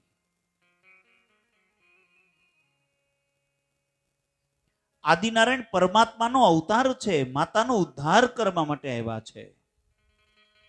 દેવહૂતિ માતાને બધું યાદ આવ્યું છે, આ મારો દીકરો છે ને હું માં છું. આ લૌકિક સંબંધને દેવહૂતિ આજે પોતે ભૂલી ગયા છે. આ સદગુરુ છે અને હું સદ શિષ્ય છું એવો અલૌકિક ભાવ જાગ્યો છે. માતા દેવહૂતિ કપિલ નારાયણને વારંવાર વંદન કરીને કહ્યું છે, આપ આજ્ઞા કરો તો મને કંઈક પૂછવાની ઈચ્છા થાય છે. કપિલ દેવે કહ્યું છે કે માં જરાય સંકોચ રાખશો નહીં, જે પૂછશો તે હું તમને કહીશ. માતા દેવહૂતિએ સુંદર પ્રશ્ન કર્યો છે કે આ જગતમાં ખરો આનંદ છે કે નહીં? આનંદ કાયમ ટકે છે? જે ખોટું છે તે ટકતું નથી, જે સત્ય છે તેનો વિનાશ થતો નથી. એવો આનંદ મળે છે કે જે આનંદ કાયમ ટકે? જે આનંદ મળ્યા પછી કોઈ દુઃખનો પ્રસંગ આવે જ નહીં. જે આનંદ સર્વથી શ્રેષ્ઠ છે, જે આનંદ કાયમ ટકે છે, તે નિત્ય આનંદ ક્યાં છે? તે આનંદ મેળવવાનું સાધન શું છે? આજ સુધી મેં આ ઇન્દ્રિયોના બહુ લાડ કર્યા છે.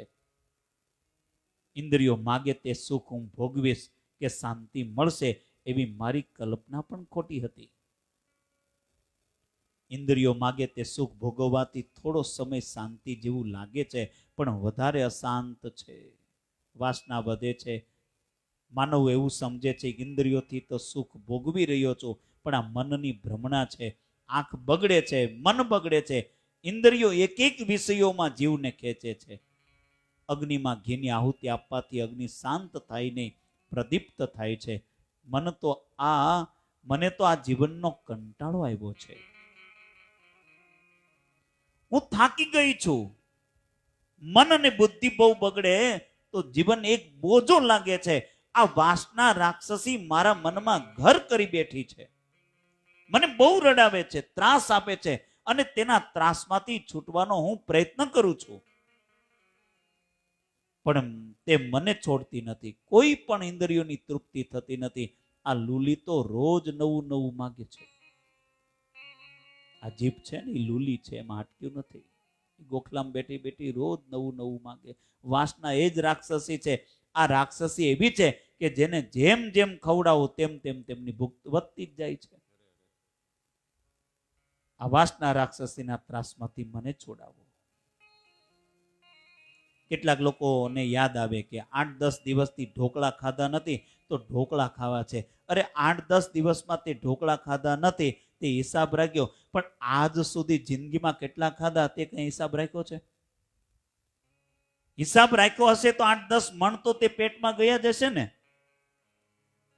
ખાવાની તૃપ્તિ થાય છે, જીભ નવું નવું માગે છે. આ જીભમાં એક પણ હાડકું નથી તો લૂલી લંગડી પણ બેઠી બેઠી તોફાન કરે છે, બહુ નચાવે છે. કેટલાક લોકો એવા કે એમનું મન રસોડામાંથી બહાર નીકળતું જ નથી. રસોડામાં જ રહે, ખાવાના જ વિચાર કરે. ખાવા માટે જીવન નથી. આ જીભની તૃપ્તિ થતી નથી. આ જીભને રાજી કરવા જઈએ તો આંખ ત્રાસ આપે છે, આંખ રૂપ વિષયમાં ખેંચે છે. કેટલાક લોકો એવા કહે પડોશમાં મહિનામાં 2-3 વખત સિનેમા જોવા જાય છે. આપણે જતાય નથી એક વાર.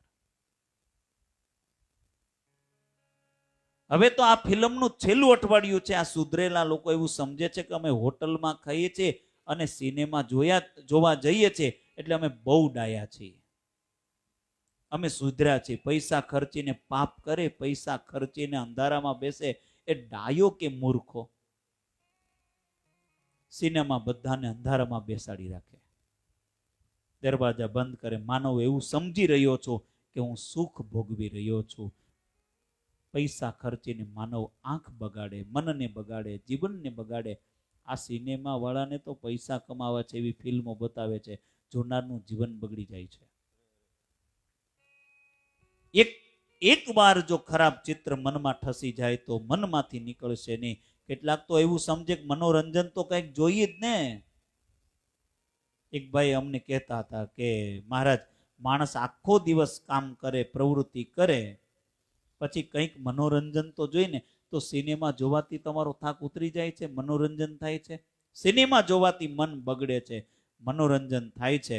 પણ શૃંગારના ગીત સાંભળે, શૃંગારના ચિત્રો જુએ, એનું મન દુર્બળ થાય છે.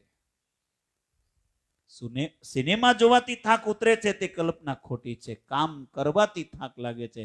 તન અને મન જ્યારે નિષ્ક્રિય બને છે ત્યારે થાક ઉતરે છે. મન અને ક્રિયાશીલ રહે છે, તેથી સિનેમા જોવાથી થાક ઉતરે નહીં.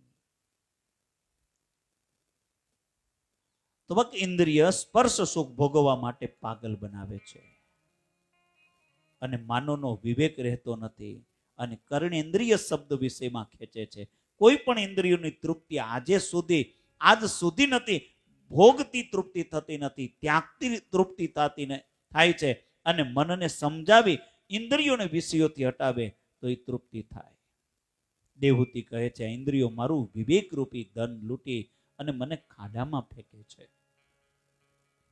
ચોર બીજાના ઘરે ચોરી કરવા જાય છે, પણ તે ઘરધણીની ચોરી કરતો નથી. આ ઇન્દ્રિયો તો એવી ચોર છે કે આત્માનું વિવેક રૂપી ધન લે છે. ઇન્દ્રિયો નોકર છે, આત્મા માલિક છે. તે માલિકને જ ચોરી કરે છે. હું થાકી ગઈ છું. ખોટું સુખ ભોગવતા જીવન બગડ્યું છે. ખોટું સુખ ભોગવતા શરીર રોગી થયું છે. મન બગડ્યું છે. ખરું સુખ, ખરો આનંદ ક્યાં છે તેની મને ખબર નથી. સરળ ભાષામાં હું સમજી શકું તેવો મને તમે ઉપદેશ કરો. મારી બુદ્ધિ મંદ છે. કપિલ નારાયણ પ્રસન્ન થયા છે. માતા દેવહૂતિને સુંદર ઉપદેશ કર્યો છે. માં તે પ્રશ્ન બહુ સુંદર કર્યો છે. માં સંક્ષેપમાં હું તને થોડો બોધ આપું. માં જ્યાં સુધી મનમાં કોઈ પણ સુખ ભોગવવાની ઈચ્છા છે ને ત્યાં સુધી દુઃખનો અંત આવતો જ નથી. સુખની ઈચ્છા પાછળ દુઃખ ઊભું છે. માં સુખ અને દુઃખ સાથે રહે છે. જ્યાં સુખ છે ત્યાં દુઃખ છે અને જ્યાં દુઃખ છે ત્યાં સુખ છે. જીવને આનંદની ભૂખ છે. આનંદમય એક ચેતન પરમાત્મા છે. આનંદ કોઈ જડ વસ્તુમાં રહી શકે નહીં. સંસારના બધા જ જડ પદાર્થો પરિણામમાં દુઃખ આપે છે. બીજાથી આનંદ લેવા જાય તે દુઃખી થાય છે. કદાચ તમને એમ શંકા થશે કે મહારાજ આ જડ વસ્તુમાં આનંદ નથી એમ કહો છો, પણ અમને તો ભોજનમાં બહુ આનંદ આવે છે. ભોજન હોય તો પ્રેમથી કોઈ પીરસતું હોય અને ભોજનમાં જો કોઈ બહુ મજા આવે. અરે ભોજનમાં આનંદ છે.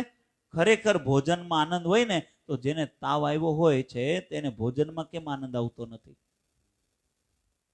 જેના પેટમાં અજીર્ણ છે, જેને ભોજન કરવાથી કેમ આનંદ મળતો નથી? અરે આનંદ ભોજનમાં હોય તો કોઈનું મરણ સાંભળ્યા પછી ભોજન કરવાની તીવ્ર ઈચ્છા કેમ થતી નથી?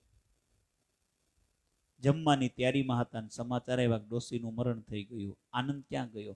કેટલાક તો વિચાર કરે 3 વર્ષથી ડોશી પથારીમાં પડી હતી, એનું કંઈ ખોટું થયું નથી, સારું થયું છે. પણ જમવા બેસીને કદાચ કોઈ આવે તો ખોટું દેખાય. કેટલાક બહુ હોશિયાર હોય છે. કોઈનું મરણ સાંભળ્યા પછી દરવાજો બંધ કરે. અત્યારે દરવાજો ઉઘાડતા નહીં હો, હું એકવાર જમી લઉં પછી ઉગાડજો. માનવ ખોટું કરે છે એનું એને દુઃખ થતું નથી. ખોટું દેખાય છે એનું તેને દુઃખ થાય છે. કોઈનું મરણ સાંભળ્યા પછી કેમ આનંદ આવતો નથી? આનંદ કઈ જડ વસ્તુમાં રહી શકે નહીં. આનંદ એ ચેતન પરમાત્માનું સ્વરૂપ છે. રોજનો અનુભવ છે. તમને નિંદ્રામાં કોણ શાંતિ આપે છે? નિંદ્રામાં તમને કંઈ ખાવાનું મળતું નથી, પણ નિંદ્રામાં હાથમાં પૈસો આવતો નથી, પણ નિંદ્રામાં શાંતિ મળે છે. રાજાને પણ શાંતિ નિંદ્રામાં જ મળે છે. અને તે રાણીને રાજમહેલને સર્વને જ્યારે ભૂલે છે પણ સૂઈ જાય છે ત્યારે તેને આનંદ મળે છે. પથારીમાં પડ્યા પછી ધીરે ધીરે જગત ભૂલાય છે. માતા દેવહૂતિને સાવધાન કરે છે, માં આત્મા પરમાત્માનો અંશ છે, તે આનંદમય છે. અગ્નિમાં સંપર્કથી પાણી ગરમ થાય પણ તે ઠંડુ થઈ જાય છે. શીતળતા જેમ જળનું સ્વરૂપ છે તેમ આનંદ એ પરમાત્માનું સ્વરૂપ છે. આનંદ એ આત્માનું સ્વરૂપ છે અને સુખ દુઃખ ટકતા નથી તે ભૂલાય છે. સુખ દુઃખ એ આત્માના સહજ સ્વરૂપ નથી, એ તો મનના ધર્મ છે. આત્માને સુખ નથી તેમ આત્માને દુઃખ પણ નથી. સુખ અને દુઃખ મનને થાય છે અને મનને થયેલા સુખ અને દુઃખનો આરોપ આત્મા પોતાના સ્વરૂપમાં કરે છે. માં સાવધાન થઈને તું થોડો વિચાર કર. જગત બગડ્યું નથી માં, મન બહુ બગડ્યું છે. તમારા મનને બીજો કોણ સુધારી શકે? તમારા મનને તમારે જ સુધારવાનું છે. મનને સુખ દુઃખ કેમ થાય છે? અહંકાર અને મમતાને લીધે સુખ દુઃખ થાય. મન વિષયનું ચિંતન કરે અને વિષયોમાં ફસાયેલું છે. મન વિષયોનું ચિંતન કરતા વિષયાકાર બને છે. એટલે માટે તું સાવધાન થઈને થોડો વિચાર કર. મન અલૌકિક વાસનામાં ફસાય તો સુધરે. કોઈ માનવને મળવાની ઈચ્છા તેને વાસના કહે છે. પરમાત્મા શ્રી કૃષ્ણને મળવાની ઈચ્છા એનું નામ કહે છે ભક્તિ કહે છે. સુખદેવજી મહારાજ વર્ણન કરતા કહે છે, માં કપિલ ગીતાની કથામાં ટૂંકા સારમાં કહેતા એમ કહે છે કે માં લૌકિક વાસનાથી મન બગડે છે, પણ મન અલૌકિક વાસનામાં રહે તો સુધરે છે. આ મન પાણી જેવું છે. પાણી કોઈ દિવસ ઉપર ચડે નહીં. પાણી તો ઉપરથી નીચે જ પડે. આકાશમાંથી છાપરા ઉપર પડે, ધરતીમાં પડે, ગટરમાં જાય, ઉપર ચડતું નથી. પાણીનો સ્વભાવ નીચે જવાનો છે. આ મન પાણી જેવું છે. મન ઉપર ચડતું નથી. સંસાર વૃક્ષનું મૂળ પરમાત્મા ઉપર છે, પણ મનની ગતિ નીચે છે. સ્વરૂપ પ્રભુએ રાખ્યો છુપું, પણ પ્રગટ રાખ્યું નામ.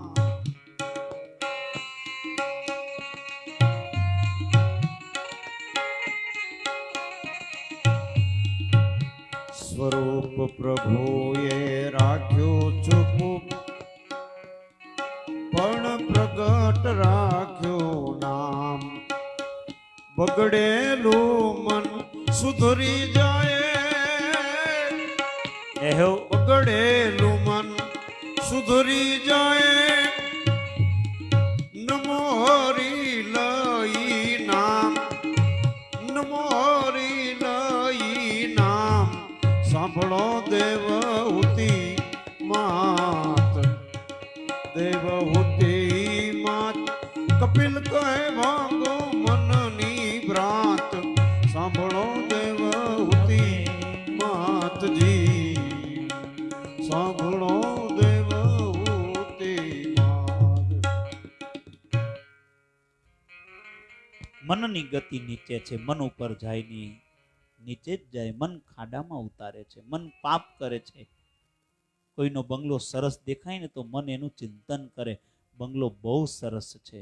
અરે બંગલો સરસ છે, પણ તને કોણે કાકો, તને આ કોણ કાકો આ બંગલામાં રાખવાનો છે? પર સંપત્તિનું ચિંતન શું કરવા કરે છે? મારા પ્રભુએ મને જે ઘર આપ્યું છે તે તો ઇન્દ્રના રાજમહેલ કરતા પણ બહુ સુંદર છે. મારા પ્રભુએ મને બહુ સારું આપ્યું છે, એવો સંતોષ રાખો. પર સંપત્તિનું ચિંતન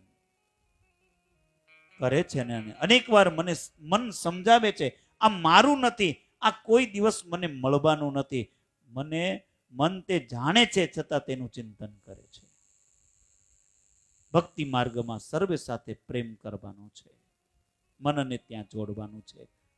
બસ મન શુદ્ધ થાય, નમઃ અને નામ, આ બે સાધનથી બગડેલું મન સુધરે છે. એટલા માટે ભક્તિ માર્ગમાં સર્વ સાથે પ્રેમ કરવાનો છે. જ્ઞાન માર્ગમાં સર્વનો ત્યાગ કરવાનો છે. પ્રેમ કરો તો સર્વ સાથે કરો, નહીં તો સર્વનો મોહ છોડી દો.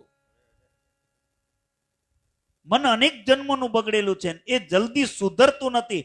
કપિલ ભગવાન માતા દેવહૂતિને સાવધાન કરે છે, માં સત્સંગ કરવાથી બગડેલું મન શુદ્ધ થાય છે. રોજ નિયમથી સત્સંગ કરો. સંગનો રંગ મનને લાગે છે. જ્ઞાન વૈરાગ્યમાં જે આગળ વધ્યા છે એવા સંતોના મનથી સત્સંગ કરો. દેવહૂતિ માતાએ કહ્યું છે, સત્સંગ કરવાની તો મને બહુ ઈચ્છા થાય, પણ સાચા સંત મળતા નથી. નકલી માલ બહુ વધી ગયો છે. કપિલ ભગવાન સમજાવે છે, માં સાચા સંત દુર્લભ છે, એ વાત સાચી છે, પણ સાચા સંત નથી એમ કહેવું પણ ખોટું છે. સાચા સંતો તો પ્રત્યેક ગામમાં એક સાચા સંત હોય જ છે. આ તમારા ગામમાં કોઈ સંત ન હોય તો આ ગામ દરિયામાં ડૂબી જશે. વરસાદ પડશે નહીં. પ્રત્યેક ગામમાં એક પતિવ્રતા સ્ત્રી પણ હોય છે. સતી ને સંત, આ બેયના આધારે આ ધરતી ટકી રહી છે. संत न होत संसार में जली जात ब्रह्मांड. संत न होत आ संसार में ऐजी जली जात ब्रह्मांड ज्ञान केरी लहर से ठारत ठामो ठाम। બસ સત્ય અને સંતા બેયના આધારે આ ધરતી ટકી રહી છે. સંતના પ્રતાપે અનાજ ઉત્પન્ન થાય છે. માં સંતો છે, સંતો પૃથ્વીને ટકાવે છે. માં તું સત્સંગ કર. સંતને ઓળખવા બહુ કઠણ છે, પણ સંતની પરીક્ષા કેવી રીતે કરશો? સંતને શોધવા કરતા સંત થવાનો પ્રયત્ન કરો. તમે સંત થશો ને તો તમને કોઈ સંતના દર્શન ભગવાન કરાવશે. સંતની પરીક્ષા કપડાથી થતી નથી. સાધુ સંતોની પરીક્ષા જાતિથી પણ થતી નથી. ગમે તે જાતિમાં સંત હોય છે, એવી કોઈ જાતિ નથી જેમાં સાધુ સંત થયા જ નથી. વ્યાખ્યાન બહુ સરસ કરે તે સંત ન કહેવાય, એ વિદ્વાન કહેવાય. પુસ્તકો બહુ વાંચે તે સારું બોલી શકે, સારું વ્યાખ્યાન કરી શકે, તે વિદ્વાન છે, પણ સંત નથી. સંતની પરીક્ષા મનોવૃત્તિથી થાય છે. જેનું મન સર્વકાળ શાંત રહે છે. સમજવું એ પરમાત્માના ચરણમાં જ છે. મન શ્રી કૃષ્ણથી દૂર થાય, મન શ્રી કૃષ્ણના નામને ભૂલે ત્યારે અશાંત થાય. સંતોનું તન ગમે ત્યાં હશે, પણ મનથી ભગવાનના ચરણમાં જ રહે છે. સુખદેવજી મહારાજ વર્ણન કરતા કહે છે, કપિલ ભગવાન માતા દેવહૂતિને કહે છે, સંતોના હંમેશા સંગમાં રહો. માં સંતોને મૌન ગમે છે. વધારે બોલવું એમને ગમતું નથી. વધારે બોલે એ શક્તિનો નાશ થાય. એનું મન બહુ ચંચળ રહે છે. મૌનથી મનને શાંતિ મળે. સંત વધારે બોલતા નથી, કદાચ બોલે તો લૌકિક વાતો કરશે નહીં, ભગવત વાતો કરે. સંતોના સંગમાં શ્રી કૃષ્ણ કથા શ્રવણ કરવાનો સંયોગ મળે છે. ભગવાન શ્રી કૃષ્ણ મંગલમય કથા સાંભળે તો પ્રભુમાં શ્રદ્ધા ઉત્પન્ન થાય છે. અને શ્રદ્ધાથી સેવા સ્મરણ કરે તો ધીરે ધીરે મન ભગવાનમાં આસક્ત બને. ઠાકોરજીના સ્વરૂપમાં મન જ્યારે આસક્ત બને, આસક્તિપૂર્વક જ્યારે સેવા કરે છે, ત્યારે તે આસક્તિ જ પ્રેમ લક્ષણા ભક્તિ બને છે. ધીરે ધીરે પ્રભુમાં પ્રેમ જાગે છે. પ્રેમ લક્ષણા ભક્તિ વાસનાનો વિનાશ કરે છે. માં વાસનાનો બીજ જ્યાં સુધી અંદર છે ત્યાં સુધી દુઃખનો અંત આવતો નથી. વાસના એ જ દુઃખ છે, અને જેની વાસનાનો વિનાશ થાય એને જ આનંદ મળે છે. માં સાધારણ જ્ઞાનથી, સાધારણ ભક્તિથી વાસનાનો વિનાશ થતો નથી. તીવ્ર ભક્તિથી ધીરે ધીરે વાસનાનો વિનાશ થાય છે. અને તીવ્ર ભક્તિ એટલે સતત ભક્તિ કરવાની છે.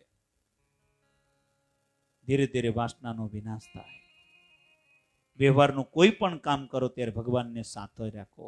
વ્યવહારમાં ભગવાનને ભૂલશો નહીં, તો ભગવાન શક્તિ બુદ્ધિ આપશે. તમારો વ્યવહાર પણ સુખમય થશે. માં ભક્તિ સતત કરવાની ટેવ પાડો. સંતો પરમાત્મા સાથે પરણે છે. સંતો એક ક્ષણ પરમાત્માને છોડી શકતા નથી. થોડો સમય માટે પરણી શકાતું નથી. કાયમને માટે પરણવાનું છે. સંતો સાવધાન રહે છે.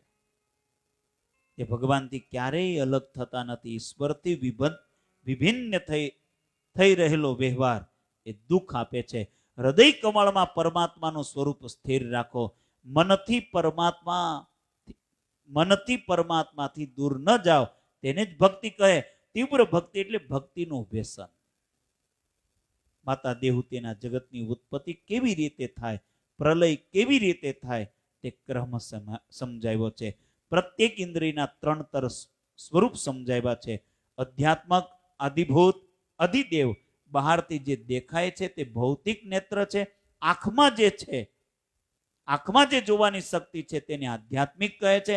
આંખના માલિક જે દેવ છે તે અધિદેવ કહેવાય છે. આધ્યાત્મિક અને અધિભૂતનો જે સંબંધ જોડી આપે છે એને અધિદેવ કહે છે. કપિલ ભગવાને માતા દેવહૂતિને કહ્યું કે માં, આ બધું દેખાય તે ભલે, પણ તે સાચું માનશો નહીં. જે દેખાય તે સાચું નથી, જે કાયમ ટકે છે તે સાચું છે. માં જે સત્ય સાથે સ્નેહ કરે તે સુખી થાય. સપનાનો સંસાર જેમ સત્ય નથી, તેમ જાગૃત જગત તત્વ દ્રષ્ટિથી વિચારતા સત્ય નથી. જગતમાં વિષયો સાથે જે સ્નેહ કરે તે ભક્તિ કરી શકે નહીં અને તેને શાંતિ મળે નહીં. જગતમાં જે દેખાય તે સાચું નથી. જગત જેના આધારે છે તે પરમાત્મા સત્ય છે. માં સ્વધર્મનું પાલન કરો, ધર્મ છોડશો નહીં. જે ધર્મ છોડે એની ભક્તિમાં બહુ વિઘ્ન આવે છે. એનું જ્ઞાન ટકતું નથી, વહી જાય છે. જ્ઞાન અને ભક્તિનો ધર્મ સાથે વિરોધ નથી. તમારી ફરજ બરાબર બજાવો, પર ધર્મનું અનુકરણ કરવું નહીં. આપણો ધર્મ આપણા માટે શ્રેષ્ઠ છે. જેનો જે ધર્મ પ્રભુએ નક્કી કર્યો છે તેને સ્વધર્મનું પાલન કરો. જ્ઞાન અને ભક્તિનું બહાનું કાઢીને જે ધર્મ છોડે તેનું બહુ પતન થાય છે. માં તું ધર્મ છોડીશ નહીં. માતા દેવહૂતિને સાવધાન કરે છે. જેને ભક્તિમાં આગળ વધવું હોય, જેને પરમાત્માના ચરણે પહોંચવું છે, તે અતિ ઉપવાસ કરે નહીં, અતિ ભોજન પણ કરે નહીં. અતિ ભોજન કરવાથી જેમ તન અને મન બગડે છે તેમ અતિ ઉપવાસ કરવાથી પણ મન શાંત રહે છે. કેટલાક લોકો અતિ ઉપવાસ કરે ને એટલે અંદર બિરાજેલા નારાયણને ત્રાસ આપે છે. અતિ ઉપવાસ કરે તે ભગવાનને ભૂલે. આખો દિવસ દાળ ભાત ને યાદ કર્યા કરે. હા, મેં કઈ ખાધું નથી. અરે ભગવાન ભૂલાઈને અન્નનું સ્મરણ કરે એ શા કામનું? સાધકને માટે 4 ઉપવાસ અતિ આવશ્યક માન્યા છે. 2 એકાદશી, પૂર્ણિમા અને અમાવાસ્યા. અમાવાસ્યાનો દિવસ બહુ પવિત્ર માન્યો છે. ચંદ્ર અને સૂર્ય તે દિવસે એક થઈ જાય છે. મનના માલિક ચંદ્રદેવ છે અને બુદ્ધિના માલિક સૂર્ય છે. પૂર્ણિમા અમાવાસ્યાનો દિવસ બહુ પવિત્ર છે. એકાદશીનો દિવસ પણ બહુ પવિત્ર છે. આ 4 ઉપવાસ આવશ્યક બરાબર કરો. ઉપવાસ કરવાથી તન અને મનની શુદ્ધિ થાય છે, આરોગ્ય મળે. ઉપવાસ કરવાથી પાપ બળે. માસમાં 4 ઉપવાસ કરવા અને પવિત્ર અન્નનું સેવન કરવું. પ્રત્યેક ઇન્દ્રિયોથી બ્રહ્મચર્ય પાળવું. માતા દેવહૂતિને આજ્ઞા કરી છે. માં એક આસને બેસવાની ટેવ પાડી છે. ટેવ પાડો. પરમાત્માના મંગલમય સ્વરૂપનું ધ્યાન કરો. માં આ સંસારનું ધ્યાન કરવાથી મન બગડ્યું છે. મન પરમાત્માનું ધ્યાન કરે તો જ સુધરે. બહુ દાન આપવાથી, યજ્ઞો કરવાથી પુણ્ય વધે છે. પુણ્ય વધે ત્યારે અંદર અભિમાન પણ વધે છે. મેં યજ્ઞો કર્યા છે, મેં દાન આપ્યું છે, અભિમાન વધે તો જીવ પાપ કરે છે. માં દાનથી પુણ્ય વધે પણ મન શુદ્ધ થતું નથી. મન બગડ્યું છે સંસારનું ધ્યાન કરવાથી. સંસારનું ધ્યાન છોડો, પરમાત્માનું ધ્યાન કરો. શંખ, ચક્ર, ગદા, પદ્મ જેના હાથમાં છે તેવા ચતુર્ભુજ નારાયણનું ધ્યાન કરવાની આજ્ઞા આપી છે. માં જે ભગવાનને ભૂલ્યો છે તે ભલે સુખ ભોગવતો હશે, એને દુઃખ ભોગવવું પડશે. માતા દેવહૂતિને સાવધાન કરે. પરમાત્મા સાથે અતિશય પ્રેમ ન કરે ત્યાં સુધી જીવન મરણના ત્રાસમાંથી છૂટતો નથી. સમય જતા સંતો પરમાત્માની સૃષ્ટિમાં ફરતા એ ફેરફાર કરતા નથી. અને સૃષ્ટિમાં કોઈ ફેરફાર કરવા જાય તો એના પુણ્યનો નાશ થાય, પાછળથી પસ્તાય. સંતોએ કહ્યું, પ્રભુએ તને ઉંદર બનાવ્યો હતો, તેને મને દયા આવી અને હું ડાપણ કરવા ગયો. હવે તું મને જ મારવા આવ્યો. તું ઉંદર હતો અને સારું થયું, પાછો તું ઉંદર થઈ જા.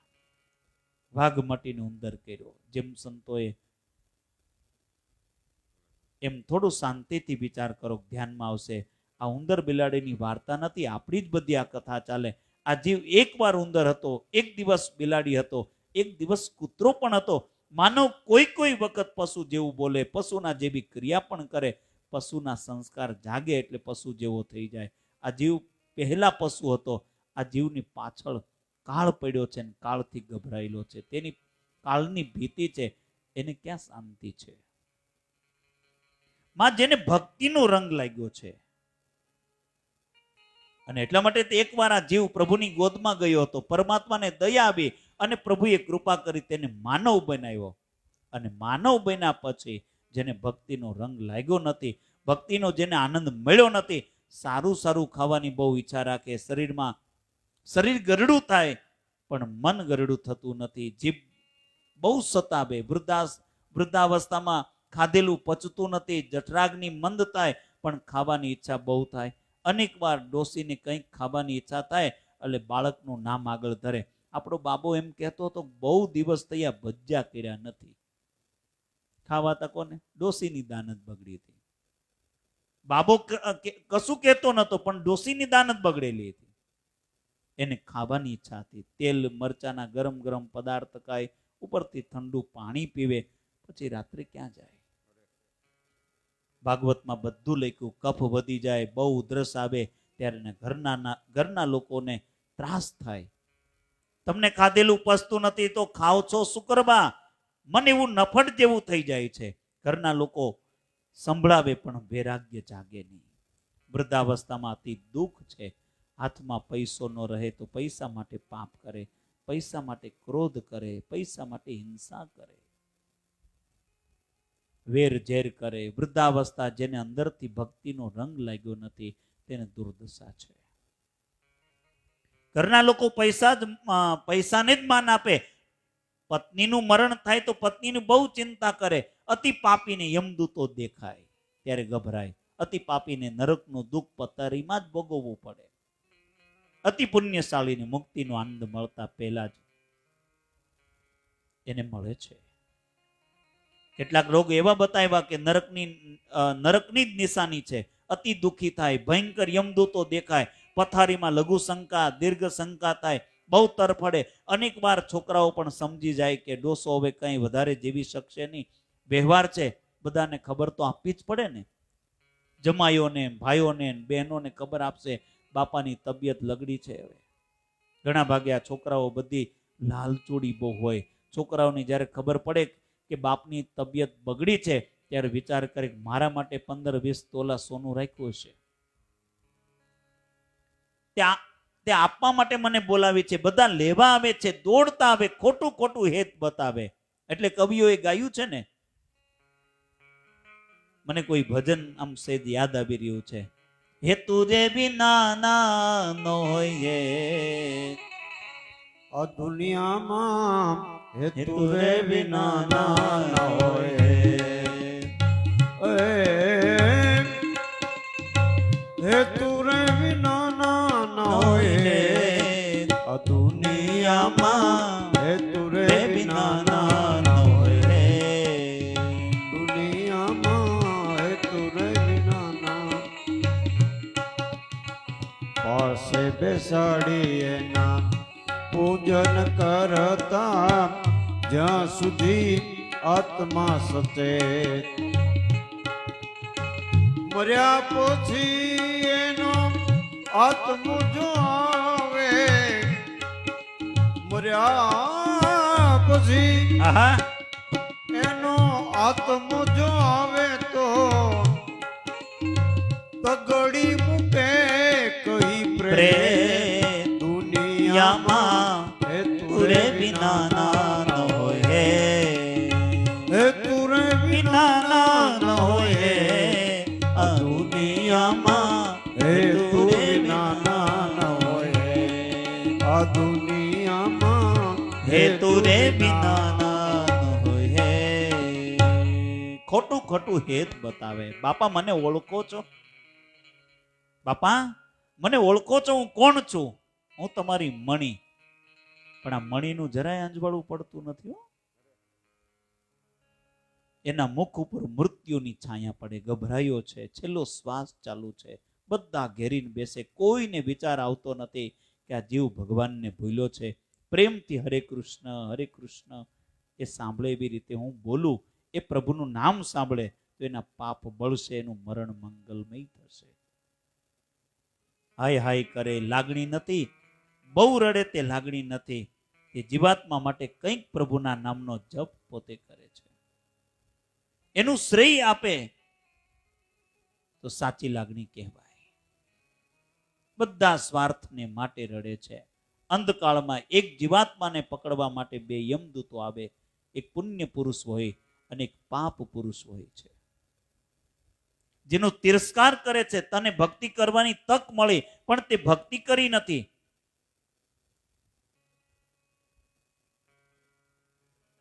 હવે તને સજા થશે. પાપ પુરુષ તેનો તિરસ્કાર કરે છે, કરેલા પાપનું સ્મરણ કરાવે છે કે આવા પાપ ક્યાં, આવા પાપ કર્યા છે, હવે તને માર પડવાનો છે. જીવ ગભરાય છે. યમદૂતો તેને ધક્કો મારીને બહાર કાઢે છે. ત્યારે બહુ તરફડે છે. અતિ પાપી હોય ભૂત પ્રેત યોનિમાં જાય, પુણ્યશાળી દેવલોકમાં જાય, અને જેને સતત ભક્તિ કરી છે એ ભગવાનના ધામમાં જાય છે. જેના પાપ પુણ્ય સાધારણ પ્રમાણમાં છે તે જીવાત્મા 15-16 દિવસ તે ઘરમાં રહે છે. શ્રાદ્ધાદિક વિધિ કરે છે, જુએ છે. કોઈ વખત શમશાનમાં પણ તે જીવ જાય તે સ્થૂળ શરીરમાં પ્રવેશ કરી શકતો નથી. બહુ તરફડે છે. 15-16 દિવસ સુધી પોતે બધી વિધિ થયા પછી તેની યમપુરીમાં યોગ્ય યમપુરીનો માર્ગ દેખાય. રડતો રડતો એકલો જીવ જાય છે. તેને કોઈ સાથ આપતા નથી. એકલો ધર્મ તેની પાછળ ચાલે છે. ધર્મ તેને ધીરજ આપે છે. હું તારા પક્ષમાં છું, હું તારા માટે પ્રભુને મનાવીશ, તને હું સજા નહીં થવા દઉં. મૃત્યુના પંથે જતા માનવને એકલો ધર્મ જ સાથ આપે છે. રસ્તામાં તેને અનેક કૂતરાઓ કરડવા આવે છે. કાંટાના જંગલમાંથી, તપેલી રેતીમાંથી ચાલવાનો પ્રસંગ આવે, જીવ તરફડે છે. યમપુરીમાં ગયા પછી એને યમરાજા સમક્ષ ઉભો રાખવામાં આવે છે. ચિત્રગુપ્ત ચોપડો કાઢે છે. એને કરેલા પાપ પુણ્ય સંભળાવવામાં આવે છે. તનથી આટલું પાપ કર્યું છે, મનથી એટલું પાપ કર્યું છે. ચિત્તની ગુપ્ત વાતો જાણે અને ચિત્રગુપ્ત કહે છે મનથી કરેલા પાપની પણ સજા થાય અને તનથી કરેલા પાપની સજા થાય. ચિત્રગુપ્ત બધું જ વર્ણન કરે. ત્યાં અનેક સાક્ષીઓ આવે. દિવસમાં પાપ કર્યું હોય એની સાક્ષી સૂર્યનારાયણ આપે. રાત્રિના પાપ કર્યું હોય તો તેની સાક્ષી વાયુદેવ આપે. માનવ એવું સમજે છે કે દરવાજો બંધ કરે કોઈ જોતો નથી, ભગવાન તારી અંદર બેઠા છે, તે પોતે જોઈ રહ્યા છે. તું શું બોલે છે, શું કરે છે, એ વાયુદેવ સર્વને જુએ છે. જીવાત્મા પણ કબૂલ કરે છે આ જે બોલે છે તે બધું સાચું છે. આ બધું પાપ મેં કર્યું હતું, એના પાપ પ્રમાણે તેને તામસ્ત્ય, અંધ તામસ્ત્ય નરકમાં ધકેલે. સાક્ષીઓ જેમ પાપની સાક્ષી આપે છે તેમ પુણ્યની પણ સાક્ષી આપે છે. સમય જતા હે રાજન પાપ ઓછું થાય. જીવને પશુ પક્ષીનો જન્મ મળે. અનેક વાર જન્મ મરણનો સુખ દુઃખ સહન કરવા જ્યારે પાપ અને પુણ્ય સરખું ત્યારે જીવાત્મા ચંદ્રલોકમાં જાય. ચંદ્ર કિરણો દ્વારા જીવ વાદળમાં આવે. અતિ સૂક્ષ્મ જીવ છે. વાદળમાંથી વરસાદમાં, વરસાદમાંથી અન્નમાં, અન્ન દ્વારા જીવ પુરુષના પેટમાં જાય છે. આપણા શાસ્ત્રોમાં લખ્યું કે 40 દિવસ આ જીવ શક્તિ તત્વના આધારે પુરુષના પેટમાં રહે અને 40 દિવસ પછી એ પોતે એક સ્ત્રીના પ્રવેશ, એ પોતે પેટમાં પ્રવેશ કરે છે. જે દિવસે ગર્ભ રહે તે દિવસે પાણીના પરપોટા જેવો અતિ સૂક્ષ્મ જીવ હોય. 10 દિવસ પછી એ ફળ જેવો મોટો થાય. 1 મહિનાનો ગર્ભ થયો તેને માથું આવે. 2 મહિનાનો ગર્ભ રહ્યો હાથ અને પગ આવે. 3 મહિનાનો ગર્ભ રહ્યો અને નખ અને વાળ ઉત્પન્ન થાય. 4 મહિનાનો ગર્ભ થયો શરીરમાં સપ્ત ધાતુઓ પ્રગટ થાય. 5 મહિનાનો ગર્ભ થયો તેને ભૂખ લાગે, તરસ લાગે છે. પરમાત્માની આ લીલા છે. માનવ શરીરમાં જે નાડીઓ અન્નરસ વહેતો હોય તે નાડી બીજી નાડી જોડી આપે. એનો સંબંધ ડૂટી સાથે કરી આપવામાં આવે. ડૂટીની પાછળ વાલ પુરુષ જઠરાગ્નિ છે અને એ અન્ન ધીરે ધીરે પછી પોતે એમાંથી ધીરે ધીરે ટપકે છે અને 6 મહિનાનો ગર્ભ થયો કે આ જીવ માના પેટમાં, માના વિષ્ટામાં ને મૂત્રમાં લોટે છે. ગર્ભવાસ એ નરકવાસ છે. અતિ દુર્ગમમાં રહે છે અને તરફડે છે. 7 મહિનાનો ગર્ભ થયો અને તેનું માથું નીચે અને પગ ઉપર અને તેને પૂર્વ જન્મનો યાદ આવે છે. તે પરમાત્માને મનાવે, ભગવાનની સ્તુતિ કરે છે. મારાથી સહન થતું નથી, જગ્યા બહુ સાંકડી છે, બહુ દુર્ગંધ આવે, મને બહાર કાઢો. આ જીવ ગર્ભમાં અનેક પ્રકારની પ્રતિજ્ઞાઓ લે છે. હવે હું પાપ નહીં કરું, હવે હું તમારી ભક્તિ કરીશ. ભગવાન કહે છે અનેક વાર તે મને દગો કર્યો છે. જીવ કહે હવે દગો નહીં કરું, 280 દિવસ માના પેટમાં રહેવું પડશે. વાયુ દ્વારા જીવ બહાર ધકેલાય, જ્યારે બહાર આવે ત્યારે બહુ તરફડે છે. માને જે દુઃખ થાય છે તેના કરતા 1000 ગણું દુઃખ તે જીવાત્માને થાય છે. અતિ દુઃખમાં તે ગર્ભનું જ્ઞાન બધું જ ભૂલી જાય. રાજાના ઘેર જન્મ થયો, રંકના ઘેર જન્મ થયો. જન્મ એ જ દુઃખનું કારણ છે. આ જીવ દુઃખ ભોગવવા માટે જન્મ લે છે. બાલાવસ્થામાં બોલી શકતો નથી. બાળકને શું જોઈએ છે, શું થાય, અનેક વાર માને પણ ખબર પડતી નથી. બાલાવસ્થામાં અતિ દુઃખ છે. આ જીવ પરમાત્મા સાથે પ્રેમ ન કરે ત્યાં સુધી દુઃખનો અંત આવતો નથી. સમય જતા એ મોટો થાય, 20 વર્ષનો થાય, ભણે ગણે. જો કોઈ સાધુ સંત ભગવાનમાં આ બધેમાં રુચિ થાય તો બધું સારું થાય. ડિગ્રીઓ મળી ન મળે, પૈસા સાથે પ્રેમ કરે. ભાગ્યોદય ક્યારે થશે ને પૈસો ક્યારે મળશે, પૈસા કમાવાની બહુ ઉતાવળ થઈ જાય. થોડો મોટો થયો, જુવાનીમાં પ્રવેશ કર્યો, લગ્ન થયું, લાડી સાથે પ્રેમ કરે, માને સામો જવાબ આપે. લગ્ન થયા પછી બુદ્ધિ બગડે. સ્ત્રીમાં એવો મોહ થાય કે માતા પિતાનું પણ અપમાન કરે. સમય જતા આપણા શાસ્ત્રોમાં એવું લખ્યું છે કે જે ગ્રહસ્થ પત્નીનો પક્ષ લઈને માને સામો જવાબ આપે, પિતાનું અપમાન કરે, તેના પુણ્યનો વિનાશ થાય છે. માં અનાદિકાળ ત્યાં જીવ સંસારમાં રખડે છે. માં અનેકવાર તું પત્ની થઈ, અનેક જન્મમાં તું પતિ થઈ છો. માં અનેક બાળકોને તે ગોદમાં રમાડ્યા છે. અનેકવાર અનેકને તે પરણાવ્યા છે. માં તારા પૂર્વ જન્મના છોકરાઓ ક્યાં ગયા? તને કઈ યાદ આવે છે? માં જીવ અનેકવાર પતિ થાય છે, અનેકવાર પત્ની થાય. માં એને શાંતિ નથી. જે પરમાત્મા સાથે પ્રેમ કરે એના જ દુઃખનો અંત આવે છે. માતા દેવહૂતિને સાવધાન કરે, માં આ મેં તને જે ઉપદેશ કર્યો તું તારા મનને કરજે. તમે બનો વક્તા, તમારા મનને બનાવો શ્રોતા. માં મન મિત્ર છે ને મન શત્રુ છે. મન વિષયમાં ફસાય તો શત્રુ છે. મન પરમાત્મા સાથે પ્રેમ કરે તો એ મિત્ર છે. અને કપિલ દેવ કહે છે, માં મેં તને હવે તારા ઉપર મેં કૃપા કરી છે. બસ હવે મારા મનને હું સમજાવીશ. કદાચ મારું મન બગડે ને તો હું તમારો આધાર છે, તમે કૃપા કરો. અને એ જ વખતે કપિલ દેવે કહ્યું, માં મેં તો ઘણી બધી કૃપા કરીશ. માં હવે તું તારા ઉપર કૃપા કર. આત્મકૃપા વિના ઈશ કૃપા સફળ થતી નથી. માં તું એવો નિશ્ચય કર, હવે મારે કોઈના પેટમાં જવું નથી, કોઈના પેટમાં જવું નથી, પતિ થવું નથી, પત્ની પણ થવું નથી. મારે હવે પરમાત્મા સાથે એક થવું છે. કવિએ ગાયું, નિર્ણય માતા એવો કરો, ફરી લેવો નથી અવતારજી. નિર્ણય માતા એવો કરો, ફરી લેવો નથી અવતાર. ભવાની ઉરે ઉતાર લે તું, ભવાની ઉરે ઉતાર લે તું. કપિલ ગીતાનો સાર, હજી કપિલ ગીતાનો સાર સાંભળો દેવહૂતી માત. દેવહૂતી માત કપિલ કહે, હજી ભાંગો મનની ભ્રાત. સાંભળો દેવહૂતી માત, સાંભળો દેવહૂતી માતજી. બસ મારે હવે પરમાત્મા સાથે એક થવું છે. માં પશુ પક્ષીઓમાં પત્ની હોય, ચકલા ચકલી પણ સંસાર કરે છે, માનવ પણ એ જ કરે છે એમાં, અને પશુ પક્ષીમાં કંઈ ફેર નથી. કપિલ દેવે કહ્યું, માં મારું કામ થઈ ગયું, હવે મારે અહીંથી જવાનું છે. કપિલ દેવ જવા તૈયાર થયા. દેવહૂતિની આંખો ભીની થઈ. મને છોડીને જવાના? મારે એકલી અહીંયા રહેવાનું છે?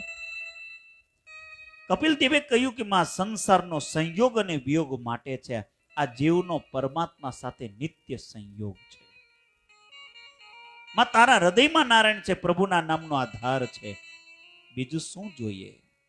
માં મન ઉપર વિશ્વાસ રાખીશ નહીં, સતત ભક્તિ કરજે. કપિલ દેવે માતાની પ્રદક્ષિણા કરી. માની પ્રદક્ષિણા એ મહાન પુણ્ય છે. ભાગવતમાં એવું લખ્યું છે, કપિલ દેવે માની 3 પ્રદક્ષિણા કરી. જે માતા પિતાની સેવા કરે, માતા પિતાની પ્રદક્ષિણા કરે, તેને પૃથ્વી પ્રદક્ષિણાનું પુણ્ય મળે છે. કપિલ નારાયણ ત્યાંથી ગંગાસાગર તીર્થમાં સંગમ તીર્થમાં જાય છે. કલકત્તાથી તમે આગળ જાઓ ત્યાં ગંગાસાગર એ તીર્થ સંગમ આવે છે, જ્યાં ગંગાજીનો અને સમુદ્રનો સંબંધ થાય. આપણા શાસ્ત્રોમાં ગંગાજીનો મહિમા બહુ વર્ણન કર્યો છે. સમુદ્ર જે નદીને મળે, નદીના જળને ખારું બનાવે, પણ ગંગાસાગર સંગમમાં શ્રી ગંગામાં સમુદ્રને મીઠો બનાવે. 3-4 માઇલ સુધી ખારો સમુદ્ર શ્રી ગંગામાના સ્પર્શથી સંબંધથી મધુર બની જાય છે. ગંગાસાગર સંગમ તીર્થમાં ગંગા કિનારે કપિલ નારાયણ પોતે બિરાજા છે. ઋષિઓને સાંખ્ય યોગનો ઉપદેશ કર્યો છે. આ બાજુ માતા દેહૂતી સરસ્વતી ગંગામાં ત્રિકાળ સંધ્યા કરે છે. આદિનારાયણ પરમાત્માનો પ્રેમથી ધ્યાન કરે છે. ધ્યાન કરતા કરતા હૃદય પીગળે છે. માં પોતે યોગીની બન્યા છે. વાળ બહુ સુંદર હતા, ધીરે ધીરે વાળ પીળા જટાઓમાં પરિવર્તિત બન્યા છે. સમય જતા આદિનારાયણ પરમાત્માનું ધ્યાન કરતા, કીર્તન કરતા તન્મય બને. મન જ્યારે પાપ કરે, ખરાબ વિચાર કરે, જ્ઞાનને ધક્કો મારે, એવા સમયે પ્રેમથી પ્રભુના નામનું કીર્તન કરો. પરમાત્મા પાપ કરતા અટકાવે. માતા દેહૂતી પરમાત્માનું ધ્યાન કીર્તન કરતા કરતા એક દિવસ ભગવાનના ચરણમાં પોતે લીન થઈ ગયા. માતા દેહૂતી ત્યાં સિદ્ધિ મળી, તેથી તેમને તે ક્ષેત્રને લોકો સિદ્ધપુર કહે છે. કપિલ મહામુનિએ માતા દેવૂતીનો ઉદ્ધાર કર્યો, તેથી મહાપુરુષો તેને માતૃગયા પણ કહે છે. માતૃગયા કાશી પાસે છે. આપણા ગુજરાતમાં માતૃગયા સિદ્ધપુર છે.